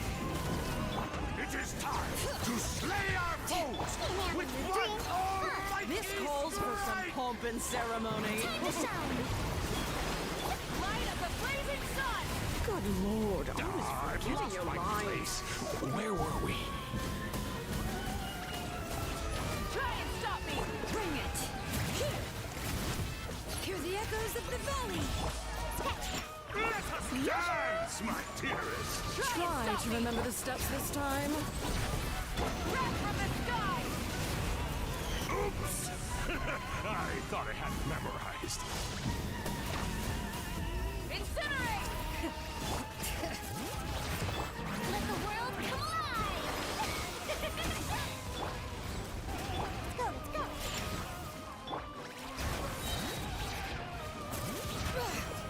Let the mountains veins boil! A towering return Look to at you! Move down! Shake it and stir! Light of the blazing sun!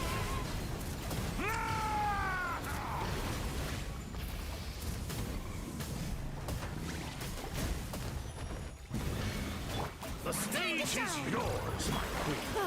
I shall take the spotlight once more. Letting brave names echo! Can't handle your drink! Wrath from the sky! The curtain call has arrived.